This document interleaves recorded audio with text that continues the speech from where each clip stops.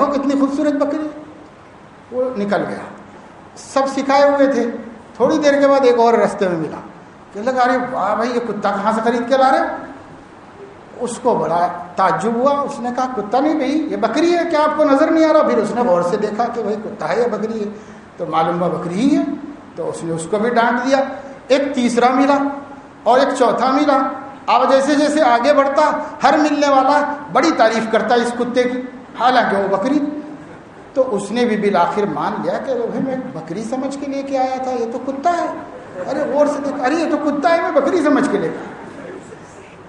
تو بھائی ایسے ہی کچھ لوگ ہیں جن کو لوگ کہتے ہیں صاحب تمہارا گمراہ ہیں, علماء نے گمراہ کر دیا, باپ دادا گمراہ تھے, صحیح نماز تک نہیں سکھائے, صحیح عقیدہ تک نہیں سکھائے, یہ سب گمراہی ہے, یہ سب گمراہی ہے. تو جو مضبوط ہے نا اپنے دین میں وہ ہرگز متاثر نہیں ہوتا. اور جو ایسا ہے یہ بکری والے کی طرح, وہ مرد اور وہ عورت کیا تھوڑی ارے ایسا ہے, اب تک ہمارے اماں بابا سب گمراہ کرے, ایسا سکھا دیے ہم کو, یہ دین ایسا, ارے یہ ایسا کرنا نماز میں, ہم کو معلوم ہی نہیں, دیکھو مولویوں نے آج تک نہیں سکھایا, یہ علماء دھوکہ دے رہے ہیں, گمراہ کر رہے ہیں لوگوں کو. تو بھائی تم وہی ہو جو بکری کو 4 آدمیوں کے کہنے سے کتا کہہ دیتے ہو. تو اب ایسے بیوقوفوں کو ہم کیا کریں؟ ایسے بیوقوفوں کا تو ہمارے پاس کوئی حل نہیں. لیکن اگر آپ سمجھدار ہیں, اگر آپ عقل مند ہیں, تو ان کے کہنے پر بھی پھر جا کر علماء سے پوچھو کہ یہ بات کیا ہے, لوگ کہہ رہے ہیں, یہ حدیث بتا رہے ہیں, اس کا کیا مطلب ہے, ہم کو تو ایسا سمجھ میں آیا. تو عالم بتائے گا اس کا یہ مطلب ہے, یہ حدیث فلاں جگہ کے لیے, یہ حدیث منسوخ ہے, یا اس حدیث پر عمل باقی ہے مگر اس جگہ ہے, اس جگہ نہیں ہے, یہ عالم آپ کو بتائے گا. تو آپ اس حدیث سے دھوکہ نہیں کھائیں گے, ورنہ اس حدیث سے حدیث تو غلط نہیں لیکن دھوکہ کھائیں گے. رسول اللہ صلی اللہ علیہ وسلم یہ فرمائے اور دنیا سے چلے گئے. بس اب سمجھیے آپ آدھا گھنٹہ اور بھگت لیجئے, کام آپ کا ہی بنے گا. تھک تو میں گیا ہوں, سننے والا نہیں تھک رہا ہے, لیکن پھر بھی اب بات میں ختم کر رہا ہوں اس حدیث سے متعلق, تو آپ اس کو تھوڑا سا اور سن لیجئے. اس واسطے کہ آپ میں سے بہت سے لوگ وہ صرف دعا کرنے کے لیے آئے ہیں, یہ نہیں, اور وہ انتظار میں ہے کہ دعا ہو جائے.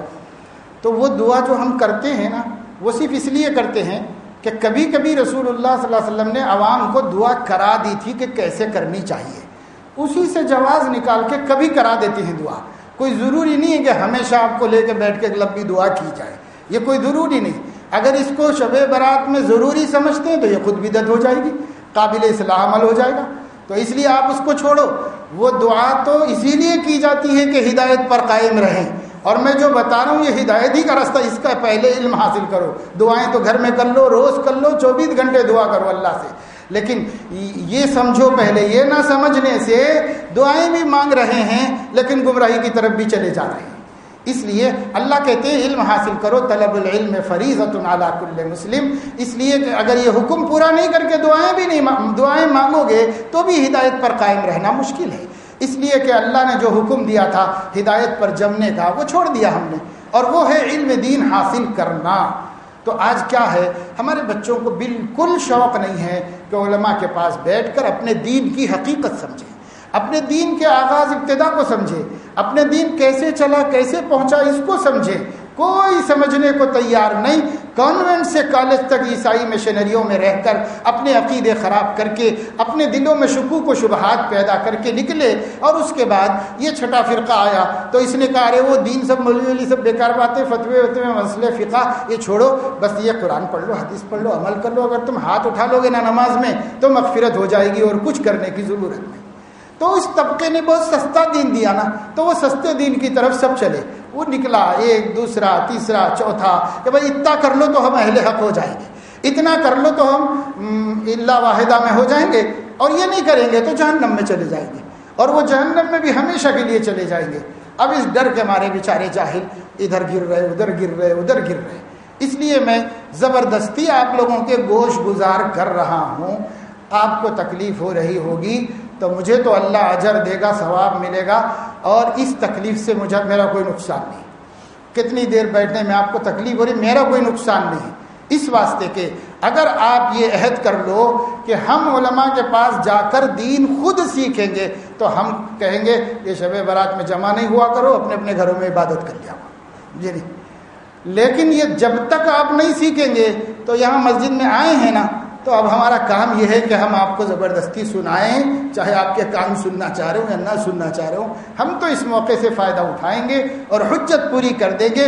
کل قیامت میں ہمارے پاس جواب رہے کہ اللہ بستی کے لوگوں کو ہم نے صحیح بات بتا دی تھی, آپ کے پاس اس کا کیا جواب ہے وہ آپ طے کر لیں. لیکن ہمارے پاس جواب ہوگا معذرۃ الی ربکم ولعلہم یتقون. لوگ کہتے ہیں مولانا آپ اتنی باتیں کرتے تو کون سننے والا کون عمل کرنے والا ہے, سب جیسے کہ ویسے ہی اپنی جگہ پر. تو ہم کہتے ہیں ایسا پہلے زمانے میں بھی کسی نے کہا تھا. اور لم تعظون قوما اللہ مہلکہم او معذبہم عذابا شدیدا, ارے آپ ان لوگوں کو کوئی کیوں سمجھا رہے ہیں جو لوگ ماننے کو نہیں ہیں, جو آپ کو عالم بھی نہیں ماننے تیار ہیں, جو آپ کی بات بھی سننے کے لیے نہیں تیار ہیں, آپ ان کو کیوں سمجھا رہے ہو بلا وجہ. تو ان لوگوں نے کہا تھا معذرتاً الی ربکم ولعلہم یتقون. ہمیں بھی سمجھ میں آ رہا ہے کہ یہ مان کے دینے والے لوگ نہیں ہیں, لیکن پھر بھی اس لیے سنا رہے ہیں ہماری ذمہ داری پوری ہو کر عذر ہو جائے اللہ کے پاس. اور دوسرے یہ کہ ان لوگوں میں بھی جن کے قلوب سلیم ہیں وہ اللہ سے ڈر جائیں گے اور سیدھے رستے پر آ جائیں گے. اس لیے کہنے کا حکم ہے, چاہے ایک بھی نہ مانے, اس لیے کہنے کا حکم ہے. اور آپ تو ایسے نہیں ہیں ماشاءاللہ, آپ میں کی بڑی تعداد سمجھنے والی ہے, تبھی تو میں اتنی محنت آپ کے پیچھے کر رہا ہوں کہ یہ بات سمجھ جائیں گے انشاءاللہ. اکثر لوگ سمجھ جائیں گے, اکثر لوگوں کو صراط مستقیم نظر آئے گی اللہ تعالیٰ کی توفیق سے. اب بھی 2 رکعت نماز پڑھ کے صلاۃ الحاجت پڑھ کے آپ کو یہ سب سنا رہے ہیں کہ یہ اللہ صحیح بات کہلائے اور لوگوں کو صحیح رستہ دکھ جائے. اس کے لیے اللہ سے مدد لے کر سنا رہے ہیں. اب اس حدیث کو سمجھ لیجئے, اس کا مس یوز بھی ہم نے بتا دیا کہ کیسا غلط استعمال ہو رہا ہے. صحیح استعمال کیسے ہوا؟ صحیح استعمال ایسے ہوا, ہمارے نبی اپنی عمر کے 40ویں سال میں نبی بنے اور 13 سال مکے میں رہے, 10 سال رسول اللہ صلی اللہ علیہ وسلم مدینہ منورہ میں رہے. اسلام کا کیلنڈر آپ کی ہجرت سے شروع ہوتا ہے, اور یہ کیلنڈر کو بھی یہ چھٹے طبقے کو استعمال نہیں کرنا چاہیے. اس لیے نہیں کرنا چاہیے کہ اسلامی کیلنڈر نبی نے نہیں بنایا ہے اور حضرت ابو بکر نے بھی نہیں بنایا ہے. یہ جو اسلامی تاریخوں کا نظام ہے یہ حضرت عمر کا اجتہاد ہے, اور حضرت عمر کے پاس کوئی حدیث بھی نہیں ہے صحیح, اور حضرت عمر کے پاس اس کی کوئی دلیل قرآن میں نہیں ہے. حضرت عمر کے زمانے میں بات آئی کہ لوگ, ہر قوم کی تاریخ ہوتی ہے, اور عیسائیوں کی حضرت عیسیٰ کی ولادت سے برابر تاریخ چلی آ رہی ہے. ہم لوگوں کو بھی اب دین کی حفاظت کرنا ہے کہ نبی نے کب کیا کہا تھا اور سب آگے بیان کرنا ہے لوگوں کو, تو ہمارا کوئی کیلنڈر ہونا چاہیے, ہماری کوئی جنتری ہونا چاہیے. جب یہ بات آئی تو حضرت عمر نے حسب معمول شورا کو بلایا, ان کی پارلیمنٹ آئی بیٹھی, اس میں سے کوئی بھی نبی نہیں تھا, سب غیر نبی تھے, اور سب غیر نبیوں نے بیٹھ کر کے مشورہ کیا اور مشورہ کر کے کہا کہ بھائی ہمارے نبی کی تاریخ پیدائش سے اسلامی کیلنڈر بنانا چاہیے جیسے عیسائیوں نے بنایا.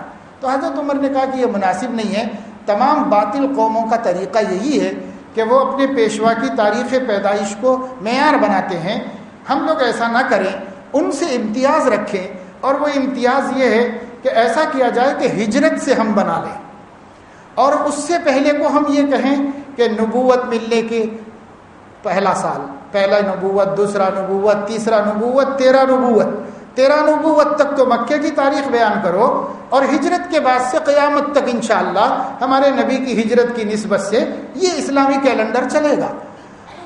اور بیچارے اللہ کے بندے جو نبی کے علاوہ کسی کا قول حجت نہیں سمجھتے, فعل حجت نہیں سمجھتے, ان کا بھی محرم, صفر, شعبان سب ادھر ہی چل رہا ہے, حالانکہ وہ حضرت عمر کی بدعت ہے, اور حضرت عمر کی بدعت پہ زندگی گزار رہے ہیں, اسی پہ رمضان شروع کر رہے ہیں, اسی پہ حج کر رہے ہیں, اور اسی پہ سارا نظام چلا رہے ہیں. تو بات یہ ہے کہ میٹھا میٹھا حق, کڑوا کڑوا تھو. عمر کی جو بدعت, ذرا 20 رکعت کھڑے نہ پڑتا بھائی, تو 8 والی بات صحیح ہے, وہ عمر کی بدعت ہے, نہیں مانیں گے ہم. اور یہ کیلنڈر ہو یا کوئی دوسری چیز ہو جس میں اپنی سہولتیں ہیں، اپنی راحتیں ہیں، تو صحابہ نے بھی کی ہے تو قابل قبول ہے، صحابہ کی بھی لے لو، اس میں کیا ہے بھائی، صحابہ غلط تھوڑی تھے۔ تو یہ نفس شیطان کا بڑا دھوکہ ہے۔ میں آپ کو بتانا چاہ رہا ہوں کتنے مخلص ہیں، آپ دیکھ لیں، جو بار بار بخاری بخاری کہتے ہیں، وہ اپنے عقیدوں میں کتنے مخلص ہیں وہ دیکھ لیں۔ ہر جگہ آپ کو تضاد ملے گا، یہاں کچھ کہیں گے وہاں کچھ کہیں گے، یہاں کچھ کہیں گے وہاں کچھ کہیں گے، ہر جگہ تضاد ملے گا آپ کو، اور اسی وجہ سے ہم ان کو اہل سنت نہیں مانتے، اہل سنت کے باہر مانتے ہیں۔ تو خیر 13 سال مکے میں رہے نبی، 10 سال مدینے میں رہے، 10 سال کے بعد آپ کا وصال ہو گیا۔ حضرت نبی کریم صلی اللہ علیہ وسلم کا جب وصال ہوا تو اختلافات شروع ہوئے، اسی دن جس دن نبی کا انتقال ہوا اختلافات شروع ہوئے۔ آپ نے پیشین گوئی کر دی تھی کہ میرے بعد ہوں گے، انہ سیعیش منکم بعدی فسیرا اختلافا کثیرا، جو کوئی میرے بعد زندہ رہ جائے گا وہ بہت سے اختلاف دیکھے گا۔ تو اختلاف جو چیز ہے، حضور صلی اللہ علیہ وسلم نے اس کے پیش قیاسی کر کے مذمت نہیں فرمائی، جس کا مطلب یہ ہے کہ اختلاف ناگزیر ہے اور نبی اس کو قبول کرتے ہیں، اس لیے آپ نے فرمایا میرے بعد اختلاف ہوگا۔ تو پھر وہی سوال ہوا کہ اختلاف ہوا تو کیا کریں؟ تو آپ نے فرمایا فاقتدوا بالذین من بعد ابی بکر و عمر، میرے بعد ابو بکر و عمر جو کہہ دیں اس کو مان لو اور اسی کو تم اتباع کر لو، تو وہ اختلاف سے بچ جاؤ گے، تم ان کی طرف ہو جاؤ، ان کی سائیڈ ہو جاؤ۔ تو صحابہ کو حجت بنایا نبی پاک صلی اللہ علیہ وسلم نے اپنے بعد۔ اب جیسے ہی آپ کا وصال ہوا تو اختلاف ہوا، کہ کتنے اختلافات ہوئے آپ صلی اللہ علیہ وسلم کے وصال کے دن سے، 2 4 5 میں آپ کو صرف سرسری طور پر گنا کے بتا دیتا ہوں۔ میری کتاب دو، یہ کتاب الفرق بین الفرق اس کا نام ہے، الفرق بین الفرق، یعنی فرقوں کو پہچاننے کا طریقہ کہ فرق کیا ہے، یہ فرقہ یہ فرقہ یہ فرقہ، اس کا فرق کیا ہے۔ اس کے مصنف ہیں امام عبد القاہر بن طاہر بن محمد البغدادی، اور یہ کوئی دیوبندی بریلوی اہل حدیث نہیں ہے، اس زمانے کے جماعتوں میں سے نہیں ہیں، بلکہ یہ کس زمانے کے ہیں؟ ان کا انتقال ہوا ہے 429 ہجری میں، یعنی آج سے 1005 سال پہلے ان کا انتقال ہو گیا ہے۔ تو یہ اس زمانے کے ہیں جس زمانے میں محدثین و فقہا دین کو جمع کر رہے تھے، ترتیب بنا رہے تھے، اس زمانے میں انہوں نے یہ کتاب لکھی ہے۔ اس کتاب کا یہ پوری کتاب شرح ہے وہ ہے حدیث افتراق کی، جو حدیث میں نے آپ کو سنائی اسی کی یہ شرح ہے۔ اس کے اندر انہوں نے بتایا ہے کہ کیسے اختلاف شروع ہوا صحابہ اللہ کے نبی کے وصال کے ساتھ ہی، اور وہ اختلاف کوئی برا نہیں تھا۔ الخلاف الاول واول خلاف وقع منهم اختلافهم في موت النبي عليه السلام فزعم قوم منهم انه لم يمت وانما اراد الله تعالى رفعه اليه كما رفع عيسى ابن مريم اليه، وزال هذا الخلاف واقر الجميع بموته حين طلع عليهم ابو بكر الصديق قول الله لرسوله عليه السلام انك ميت وانهم ميتون۔ کہتے پہلا اختلاف جب نبی صلی اللہ علیہ وسلم کی آنکھ بند ہوئی اور آپ کی سانس اکھڑ گئی تو سب سے پہلا اختلاف یہ ہوا کہ بہت سارے لوگوں نے کہا ہمارے نبی کا انتقال نہیں ہوا ہے، وہ آسمان پہ اٹھا لیے گئے ہیں جیسے عیسیٰ علیہ السلام اٹھا لیے گئے تھے۔ یہ اختلاف ہوا، اور حضرت عمر تو اس معاملے میں اتنے مضبوط ہو گئے کہ ان کا مشہور ہے کہ انہوں نے تلوار سونت لی تھی، اگر کوئی کہے گا کہ نبی مرے ہیں تو میں اس کی گردن اڑا دوں، اس لیے کہ ہمارے نبی نہیں مرے، ہمارے نبی تو زندہ جاوید ہیں، آسمان پہ اٹھا لیے گئے ہیں جیسے حضرت عیسیٰ اٹھا لیے گئے ہیں۔ یہ پہلا اختلاف تھا جو نبی کے وصال کے فوراً بعد ہوا۔ پھر یہ اختلاف کیسے رفع ہوا؟ کچھ لوگ کہتے تھے انتقال ہوا، کچھ لوگ کہتے تھے نہیں ہوا، کچھ لوگ کہتے تھے آسمان پہ اٹھا لیا گیا۔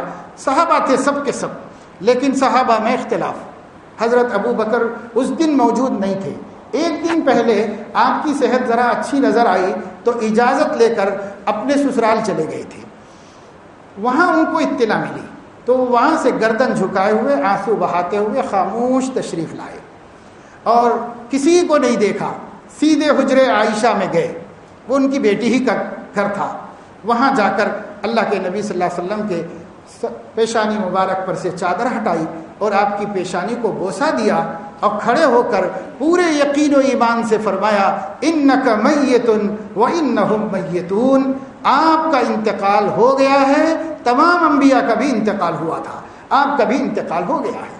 جب آپ نے یہ بات کہی اور پھر مسجد میں آئے اور لوگ سب ابو بکر کے پیچھے جمع ہو گئے تو وہاں انہوں نے یہ آیتیں تلاوت کی، وما محمد الا رسول قد خلت من قبله الرسل افإن مات او قتل انقلبتم على اعقابكم ومن ينقلب على عقبيه فلن يضر الله شيئا وسيجزي الله الشاكرين۔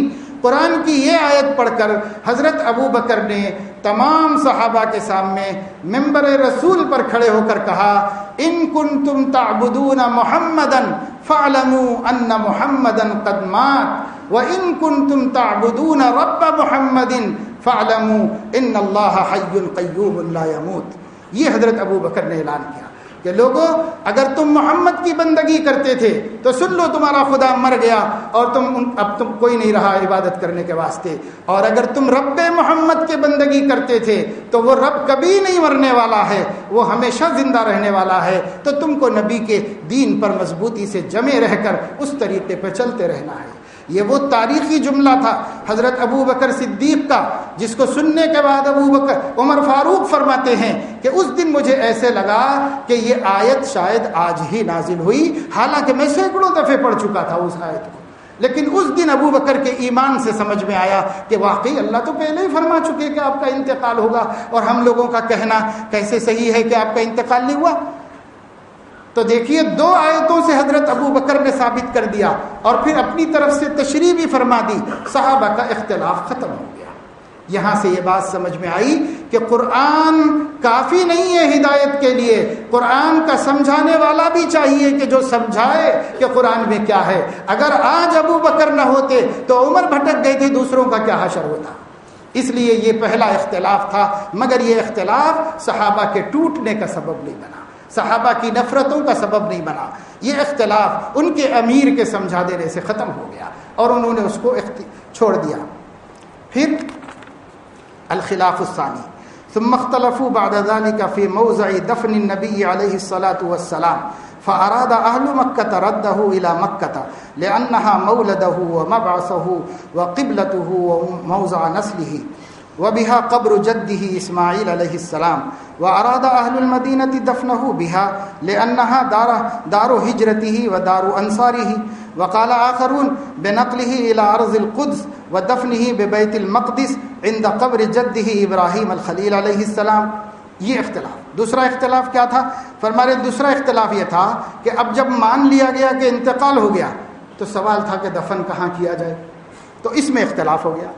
کچھ صحابہ کہتے تھے کہ نہیں، آپ کو مکہ واپس لے جانا چاہیے اور مکے میں دفن کرنا چاہیے، کیونکہ وہاں اسماعیل علیہ السلام کی مزار ہے، وہاں آپ پیدا ہوئے، وہاں آپ رہے، وہ آپ کا وطن ہے، اس لیے آپ کو وہیں لے جا کے دفن کرنا چاہیے۔ کچھ صحابہ نے کہا نہیں، مدینے میں دفن کرنا چاہیے، آپ یہاں ہجرت کر کے آ گئے تھے، پوری عمر یہاں پر آپ نے گزاری، اور آپ کو جس نے پہل مدد دی وہ انصار کا یہ وطن ہے، اس لیے یہیں آپ کو دفن کرنا چاہیے۔ اور تیسرے نے کہا کہ نہیں، ایسا نہیں، آپ کو ملک شام لے کر چلو، ارض مقدس میں جہاں 10,000 انبیاء دفن ہیں وہیں بیت المقدس میں آپ کو دفن کریں گے، کیونکہ آپ کے جد امجد ابراہیم خلیل اللہ کا وہاں مزار ہے۔ تو اب دیکھیے، انسان ہیں، اپنے عقلیں ہیں، تو اختلاف ہونا ایک فطرت انسانی ہے۔ اب صحابہ میں 3 باتوں میں اختلاف ہو گیا، کہاں دفن کرو بھائی، کوئی بیت المقدس میں، کوئی مدینے میں، کوئی مکے میں۔ یہ اختلاف کیسے ختم ہوا؟ ابو بکر صدیق رضی اللہ تعالیٰ عنہ آئے اور ان لوگوں کو جمع کر کے فرمایا، نبی نے یہ فرمایا تھا ان الانبیاء یدفنون حیث یقبضون، نبی وہیں دفن کیے جاتے ہیں جہاں ان کی روح نکالی جاتی ہے۔ لہذا جب حضرت ابو بکر رضی اللہ تعالیٰ عنہ نے ان کو بتا دیا تو ان لوگوں کو یہ بات معلوم نہیں تھی کسی کو بھی، لیکن صرف حضرت ابو بکر کے کہنے سے انہوں نے مان لی اور مان کر کے کہا ہاں بھائی حجرہ عائشہ میں قبر کھدوائی جائے۔ اس میں اختلاف ہوا اور پھر حجرہ عائشہ میں قبر کھودنے کا بندوبست کیا گیا۔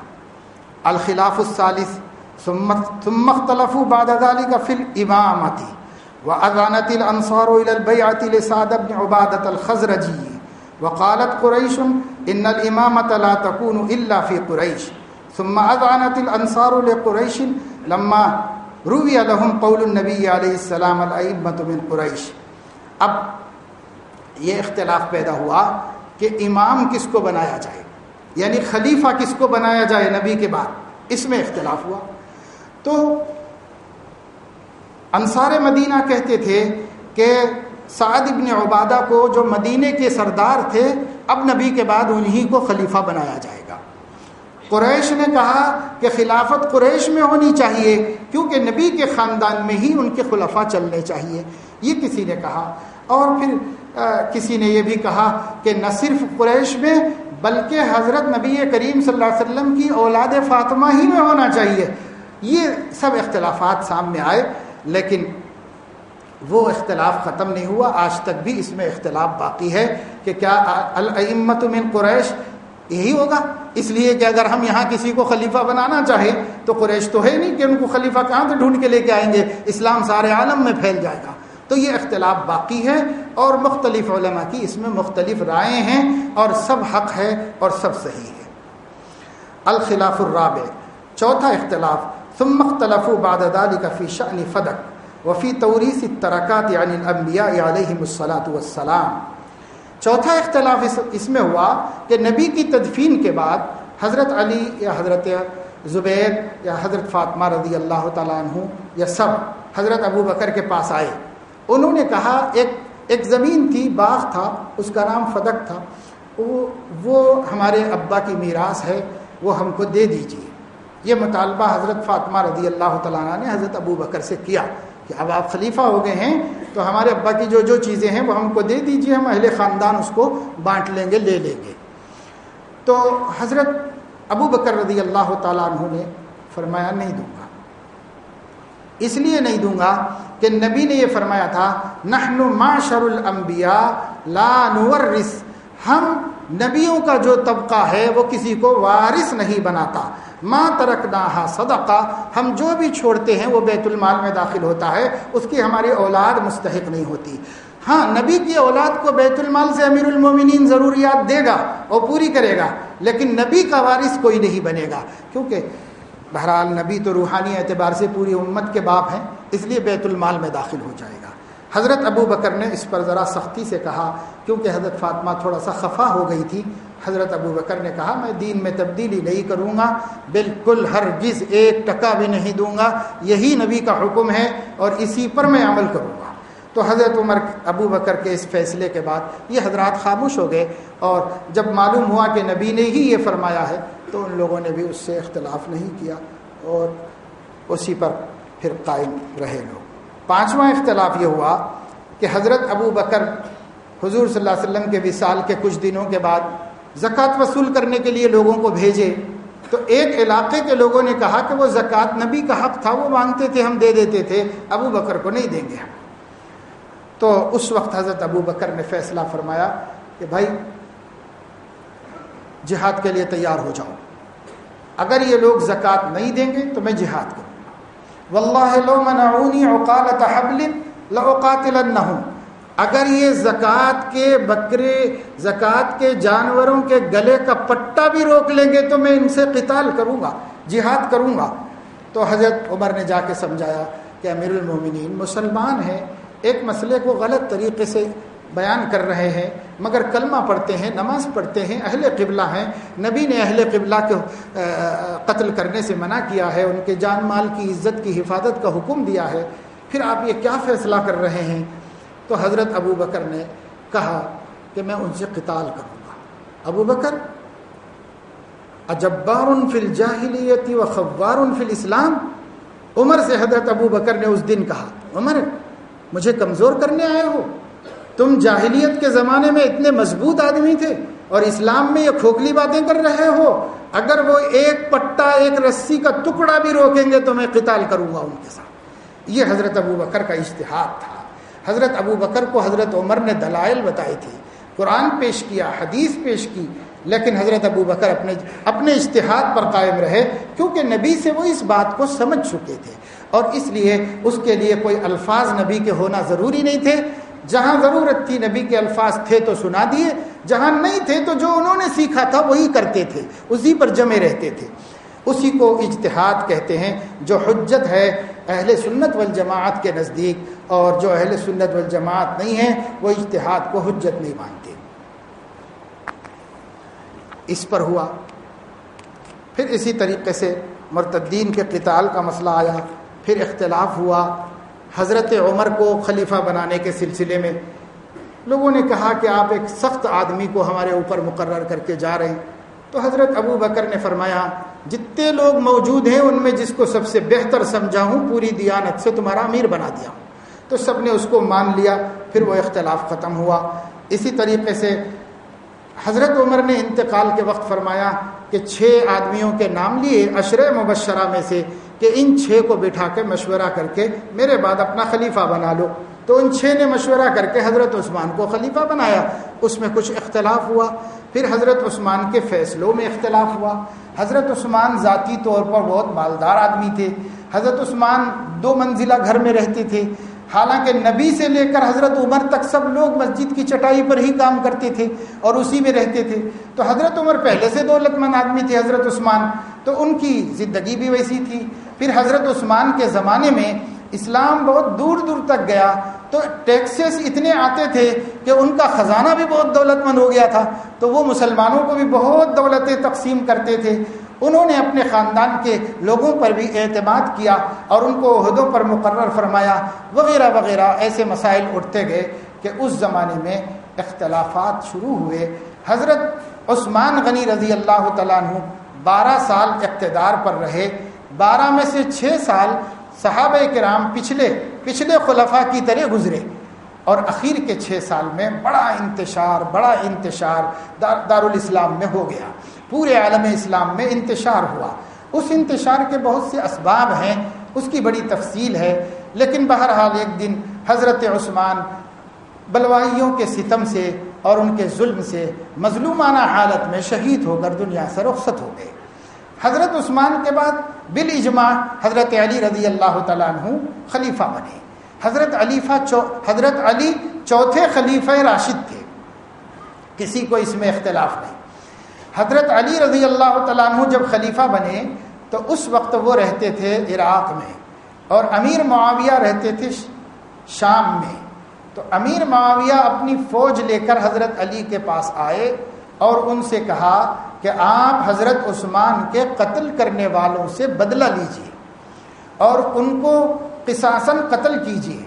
حضرت علی رضی اللہ تعالیٰ عنہ کے پاس جو دلائل تھے وہ بے شک حضرت معاویہ سے زیادہ تھے، اور حضرت علی رضی اللہ تعالیٰ عنہ بالکل صحیح موقف پر تھے، اور انہوں نے یہ کہا کہ یہ مسئلہ ایسا ہے کہ اس مسئلے میں اور اس وقت میں قصاص لینا مسلمانوں کے حق میں اور اسلام کے حق میں مفید نہیں ہے، میں یہ عمل نہیں کروں گا۔ حضرت علی کو انکار تھا، حضرت معاویہ کو مطالبہ تھا۔ اس میں بات بڑھ گئی تو حضرت علی اپنی فوج لے کے نکلے عراق سے، اور حضرت معاویہ اپنی فوج لے کے شام سے نکلے، اور دونوں ایک جگہ جمع ہوئے، اور وہاں پر غیر معمولی جنگ ہوئی، باقاعدہ جنگ جیسے دشمنوں سے ہوتی ہے ایسے مسلمانوں کی جنگ ہوئی۔ یہ ایک اختلاف تھا حضرت عثمان کے قصاص کے مسئلے میں، اس میں دونوں کی باقاعدہ جنگ ہوئی۔ ادھر بھی بہت صحابہ تھے، ادھر بھی صحابہ تھے، اور کئی صحابہ شہید ہوئے، تابعین شہید ہوئے اس کے اندر۔ اس میں حضرت عائشہ رضی اللہ تعالیٰ عنہا بھی ایک اونٹ پر بیٹھ کر تشریف لائی تھیں، جس پر کسی کا نیزہ لگا تو اونٹ کی ٹانگ ٹوٹ گئی اور وہ گرا، تو حضرت عائشہ بھی کا ہودج نیچے گر گیا۔ حضرت علی رضی اللہ تعالیٰ عنہ خود گئے اور انہوں نے اس کو سنبھالا اور اس کو صحیح کیا، اور حضرت عائشہ سے ریکویسٹ کیا، بہت التجا کی، اماں جان آپ کہاں اس مصیبت میں آ گئے، اس اختلاف میں آپ کو سمجھنا چاہیے کہ یہ میں اس موقف میں نہیں ہوں کہ اس مطالبے کو پورا کروں، اور آپ کا نکل کر اس طرح ان کی قیادت کرنا بالکل مناسب نہیں ہے، یہ آپ کی شان کے لائق نہیں ہے۔ تو حضرت عائشہ کو احساس ہو گیا، حضرت عائشہ واپس چلی گئیں، پھر ان جنگوں میں وہ شریک نہیں ہوئیں۔ اس وقت آئی تھی ایک دفعہ، چونکہ ان کا اونٹ، اس کو عربی میں جمل کہتے ہیں، اور وہ جمل لڑکھڑا کے گر گیا تھا، اور حضرت عائشہ کا ہودج بھی گر گیا تھا، تو اس وجہ سے اس کا نام پڑا جنگ جمل. جنگ جمل اس میں ایک جنگ ہوئی ہے. اس کے بعد پھر ختم ہو گئی جنگ. کچھ دنوں کے بعد یہ مسئلہ پھر زور پکڑا تو ایک مقام ہے صفین. صفین کے مقام پر پھر دونوں فوجیں جمع ہو گئی اور یہ دونوں فوجوں کا آپس میں اختلاف ہوا, لڑائی شروع ہوئی, جنگ ہوئی. حضرت معاویہ پہلی جنگ میں بھی حضرت علی کے لشکر سے شکست ہی کھا کر چلے گئے تھے. اس دوسری لڑائی میں بھی حضرت معاویہ کو قریب قریب شکست ہو گئی تھی. اتنے لوگ مقتول ہو رہے تھے حضرت معاویہ کی طرف سے کہ حضرت معاویہ کو خود احساس ہوا کہ بھئی اگر ایسا ہوگا تو بہت سارے مسلمانوں کا خون ہو جائے گا, بہت سارے مسلمان تباہ ہو جائیں گے, اس لیے سمجھوتے والا راستہ اختیار کرنا چاہیے. تو ادھر سے ان لوگوں نے اعلان کیا کہ بھائی صلح ہوگی, صلح, حکم بنا دیں گے, حکم. تو حضرت علی نے کہا ٹھیک ہے. حضرت علی نے تو پہلے تو یہ کہا کہ نہیں, یہ لوگ پیترا بدل رہے ہیں ہار سے بچنے کے واسطے, لہذا لڑتے رہو, جو ہوگا ہوگا, انجام تک پہنچے. لیکن کچھ لوگوں نے کہا کہ امیر المومنین ایسا مت کریے, جب مسلمان صلح کی بات کر رہے تو صلح کر لیجیے. حضرت علی نے کہا ٹھیک ہے, تم لوگ اس کو ترجیح دیتے ہو تو ایسے ہی کر لیا جائے. حضرت ابو موسیٰ اشعری رضی اللہ تعالیٰ عنہ کو حضرت علی نے پیش کیا اور حضرت عبداللہ ابن عمر ابن العاص رضی اللہ تعالیٰ عنہ کو حضرت معاویہ نے پیش کیا. یہ دو صحابی حکم بنا دیے گئے. ان دونوں نے کہا جنگ بند کر دو, عراق والے عراق چلے جاؤ, شام والے شام چلے جاؤ, ہم 4 مہینے کے بعد آپس میں مشورہ کریں گے, پھر آپ لوگوں کی سنیں گے, پھر اس کے بعد فیصلہ دیں گے, جو ہم فیصلہ دیں گے وہ دونوں قبول کر لیں. یہ ہے حکم, حکم بنانا کہتے ہیں, عربی میں تحکیم کہتے ہیں اس کو. تو یہ تحکیم ہوئی. یہ کب ہوئی؟ ہجرت کے 37ویں سال میں ہوئی.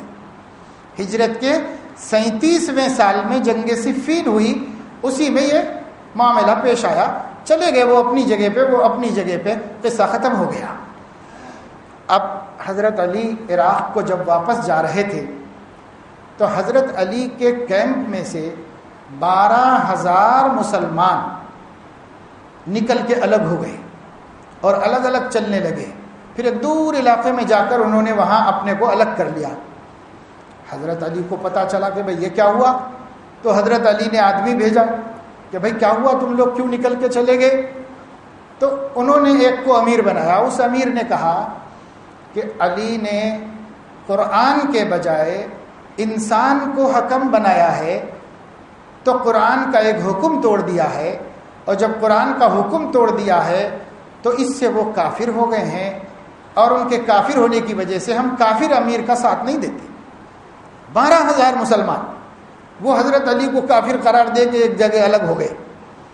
چونکہ وہ حضرت علی کے کیمپ سے نکل کر چلے گئے تھے تو اس گروپ کو کہا گیا خارجی گروپ, اسی کو خوارج کہتے ہیں.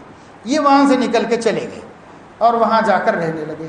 جس جگہ ٹھہرے تھے اس گاؤں کا نام تھا حرور, تو ان لوگوں کو حروری بھی کہتے ہیں, حروری. خوارج کو یہ نام بھی دیتے ہیں. یہ وہاں جا کر ٹھہر گئے. اب حضرت علی نے کہا کہ بھئی یہ کیا بات ہو گئی, یہ تو کوئی بات ہی نہیں ہے. قرآن کیسے فیصلہ کرتا ہے؟ کوئی انسان ہی قرآن کی روشنی میں فیصلہ کرتا ہے تو اس کو قرآن کا فیصلہ کہتے ہیں. یہ تو بالکل عجیب بات ہو گئی. تو حضرت علی خاموش ہو گئے. اس کے بعد حضرت عبداللہ ابن عباس رضی اللہ تعالیٰ عنہ نے کہا کہ امیر المومنین اگر آپ اجازت دیں تو میں ان سے بات کرتا ہوں. کہا اچھا ٹھیک ہے, بات کرو. حضرت ابن عباس گئے, وہاں جا کر ان لوگوں سے پوچھا کہ بھئی تمہارا کیا اعتراض ہے. تو ایک آدمی آگے بڑھا اور اس نے 3 اعتراض کیے حضرت علی رضی اللہ تعالیٰ. اس میں سے ایک یہی تھا کہ انہوں نے قرآن کا حکم توڑا ہے, اس وجہ سے وہ کافر ہیں, ہم کیسے ساتھ دیں؟ وہ ایمان لے آتے ہیں تو ہم ان کے ساتھ ہو جائیں گے. تو حضرت ابن عباس نے پوچھا کہ یہ بات تو تمہیں لوگوں نے مشورہ دی تھی. حضرت علی تو کہہ رہے تھے کہ لڑو, جو ہوگا ہوگا, تو یہ مشورہ تمہارا ہی تو تھا, اور تو تم بھی کافر ہو گئے. تو کہنے لگے جی ہاں, ہم بھی کافر ہو گئے تھے, لیکن ہم کلمہ پڑھ کے مسلمان ہو گئے ہیں. اگر وہ بھی کلمہ پڑھتے ہیں تو ہم مسلمان مانیں گے, نہیں تو نہیں مانیں گے.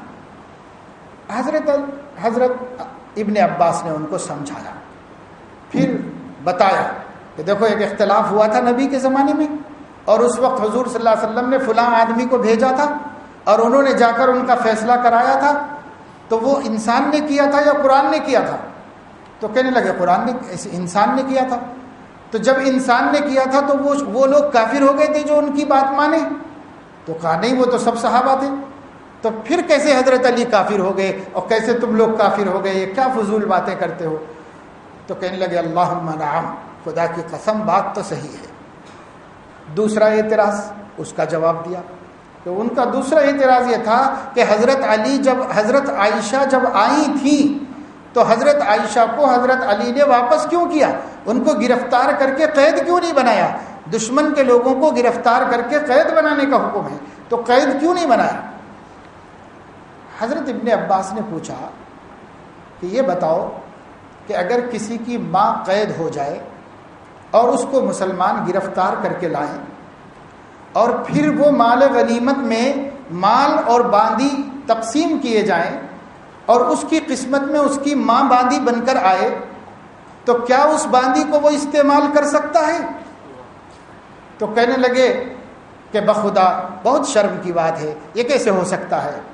تو کہا کہ تمہاری ماں قیدی بنے اور وہ کسی کی باندی نہیں بنائی جا سکتی، اور حضرت محمد صلی اللہ علیہ وسلم کی بیوی جس کو قرآن کریم نے وَأَزْوَاجُهُ أُمَّهَاتُهُمْ کہا، ان کو گرفتار کر کے ہم کیسے قیدی بنائیں گے اور کس کی باندی بنا کر دیں گے ان کو؟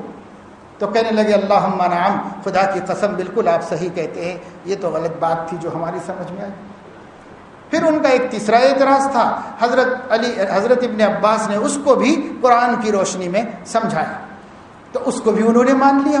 اس کے بعد فرمایا آپ سمجھ میں آ گئی نا بھائی بات، تو چلو واپس چلو۔ تو اس میں سے 2000 لوگ واپس آئے اور جا کر حضرت علی سے مل گئے۔ بقیہ لوگوں نے کہا کہ نہیں ہم ہماری بات پہ قائم ہیں، ہم ہماری بات پہ قائم ہیں، حالانکہ ہر بات کا جواب مل گیا، پھر بھی یہ ضد کہ نہیں ہم ہماری بات پہ قائم ہیں، بالکل وہ کافر ہیں، جب تک وہ کلمہ نہیں پڑھیں گے ہم نہیں آئیں گے ان کے پاس۔ تو انہوں نے کہا کہ ٹھیک ہے بھائی میں تو جاتا ہوں۔ آ کر انہوں نے ساری تفصیل حضرت علی کو بتائی، تو حضرت علی نے فرمایا جو واپس آ گئے ہیں ان کو قبول کر لو، جو واپس نہیں آئے ہیں ان سے قتال کرو۔ چنانچہ ان سے باقاعدہ جہاد ہوا، تو بہت سارے خارجی وہ اس میں کام آ گئے اور ختم ہو گئے، اور کچھ لوگ بھاگ گئے۔ جو بھاگ گئے وہ جہاں گئے وہاں انہوں نے اپنا گروپ بنا لیا، ہر جگہ جا کے حضرت علی کے خلاف لوگوں کو تیار کر لیا کہ صاحب وہ کافر مرتد ہیں، وہ خارج ہو گئے ہیں۔ جہاں گئے وہاں کچھ جاہل ان کو ملتے چلے گئے۔ اس طرح خارجی وہاں سے تو بھاگ گئے لیکن موجود رہے۔ یہ لوگ حضرت علی رضی اللہ تعالیٰ عنہ کو بہت ستاتے تھے، اور جب آپ خطبہ دینے ممبر پہ کھڑے ہوتے تو ادھر دو پوری مسجد میں ایک جگہ کوئی نہیں بیٹھتا تھا۔ اب آج کل بھی کچھ لوگ ایسا کرتے ہیں، لیکن وہ اس زمانے میں یہ خارجیوں کی سنت ہے کہ وہ ایک جگہ نہیں کھڑے تھے، جگہ جگہ کھڑے تھے، اور جیسے آپ خطبہ شروع کرتے تو نیزوں پر قرآن اٹھا کے کہتے تھے ان الحکم الا للہ، ان الحکم الا للہ، قرآن کے آیت کا ٹکڑا ہے، ان الحکم الا للہ۔ اس شور مچاتے تھے، خطبہ دینے نہیں دیتے تھے۔ تو حضرت علی بہت صبر کرتے تھے اور فرماتے تھے کہ بھائی بیٹھ جاؤ، کلمۃ حق ارید بہا الباطل، یہ ایک جملہ ہے جو قیامت تک حق اور باطل میں تمیز کرنے کے لیے پیمانہ ہے، جو حضرت علی کی زبان سے پہلے فرقے کے سامنے آنے کے بعد نکلا۔ کیا؟ کلمۃ حق ارید بہا الباطل، تم جو دلیل پیش کر رہے ہو وہ کلمہ تو حق ہے کیونکہ قرآن کی آیت ہے، لیکن جو معنی تم بیان کر رہے ہو وہ باطل ہے۔ جتنے فرقے، یقین مانیے امت میں جتنے فرقے وجود میں آئے یا آج آ رہے ہیں، ان سب میں آپ کو یہ قدر مشترک ملے گا کہ وہ پیش تو قرآن حدیث کریں گے، لیکن جو مطلب نکالیں گے وہ نہیں ہے جو صحابہ نے سمجھا تھا، وہ نہیں ہے جو تابعین نے سمجھا تھا، جو خیر القرون میں سمجھا جاتا تھا۔ تو وہ جو پہلے فرقے نے کیا آج کا فرقہ بھی وہی کرتا ہے۔ یہ آخری فرقہ میں نے بتایا، مسعود احمد بھی یہ کہا، جماعت المسلمین، اس کا لٹریچر پڑھو، یہ چھوٹی چھوٹی آیتوں کے ٹکڑے لکھتا ہے، پوری آیت کہیں نہیں لکھے گا، کیونکہ پوری آیت سے وہ معنی نہیں نکلتا۔ اس لیے چھوٹے چھوٹے ٹکڑے لکھے گا، بلکہ ایک بات کو ثابت کرنے کے لیے ایک پیراگراف میں 2-3 آیتیں بیچ کا چھوڑ کے لکھے گا، یہاں کا چھوڑ کے اس کے بعد کا جملہ، اس کا چھوڑ کے اس کے بعد کا جملہ، ایسے نقل کرے گا ایک ہی پیراگراف میں۔ کیوں؟ اس واسطے کہ پورا نقل کرے تو وہ معنی نہیں نکلتا جو معنی نکالنا چاہ رہا ہے وہ، تو اس لیے یہ فراڈ کرتا ہے لوگوں کے ساتھ، اور اس طرح لوگوں کو دھوکہ دیتا ہے کہ صاحب یہ دیکھو غلط ہے، یہ غلط ہے، یہ غلط ہے، اور لوگ جو ہے اماموں کی مان کے شرک کر رہے ہیں، قرآن صاف کہہ رہا یہ شرک ہے، یہ شرک ہے، ایسے نقل کرنا۔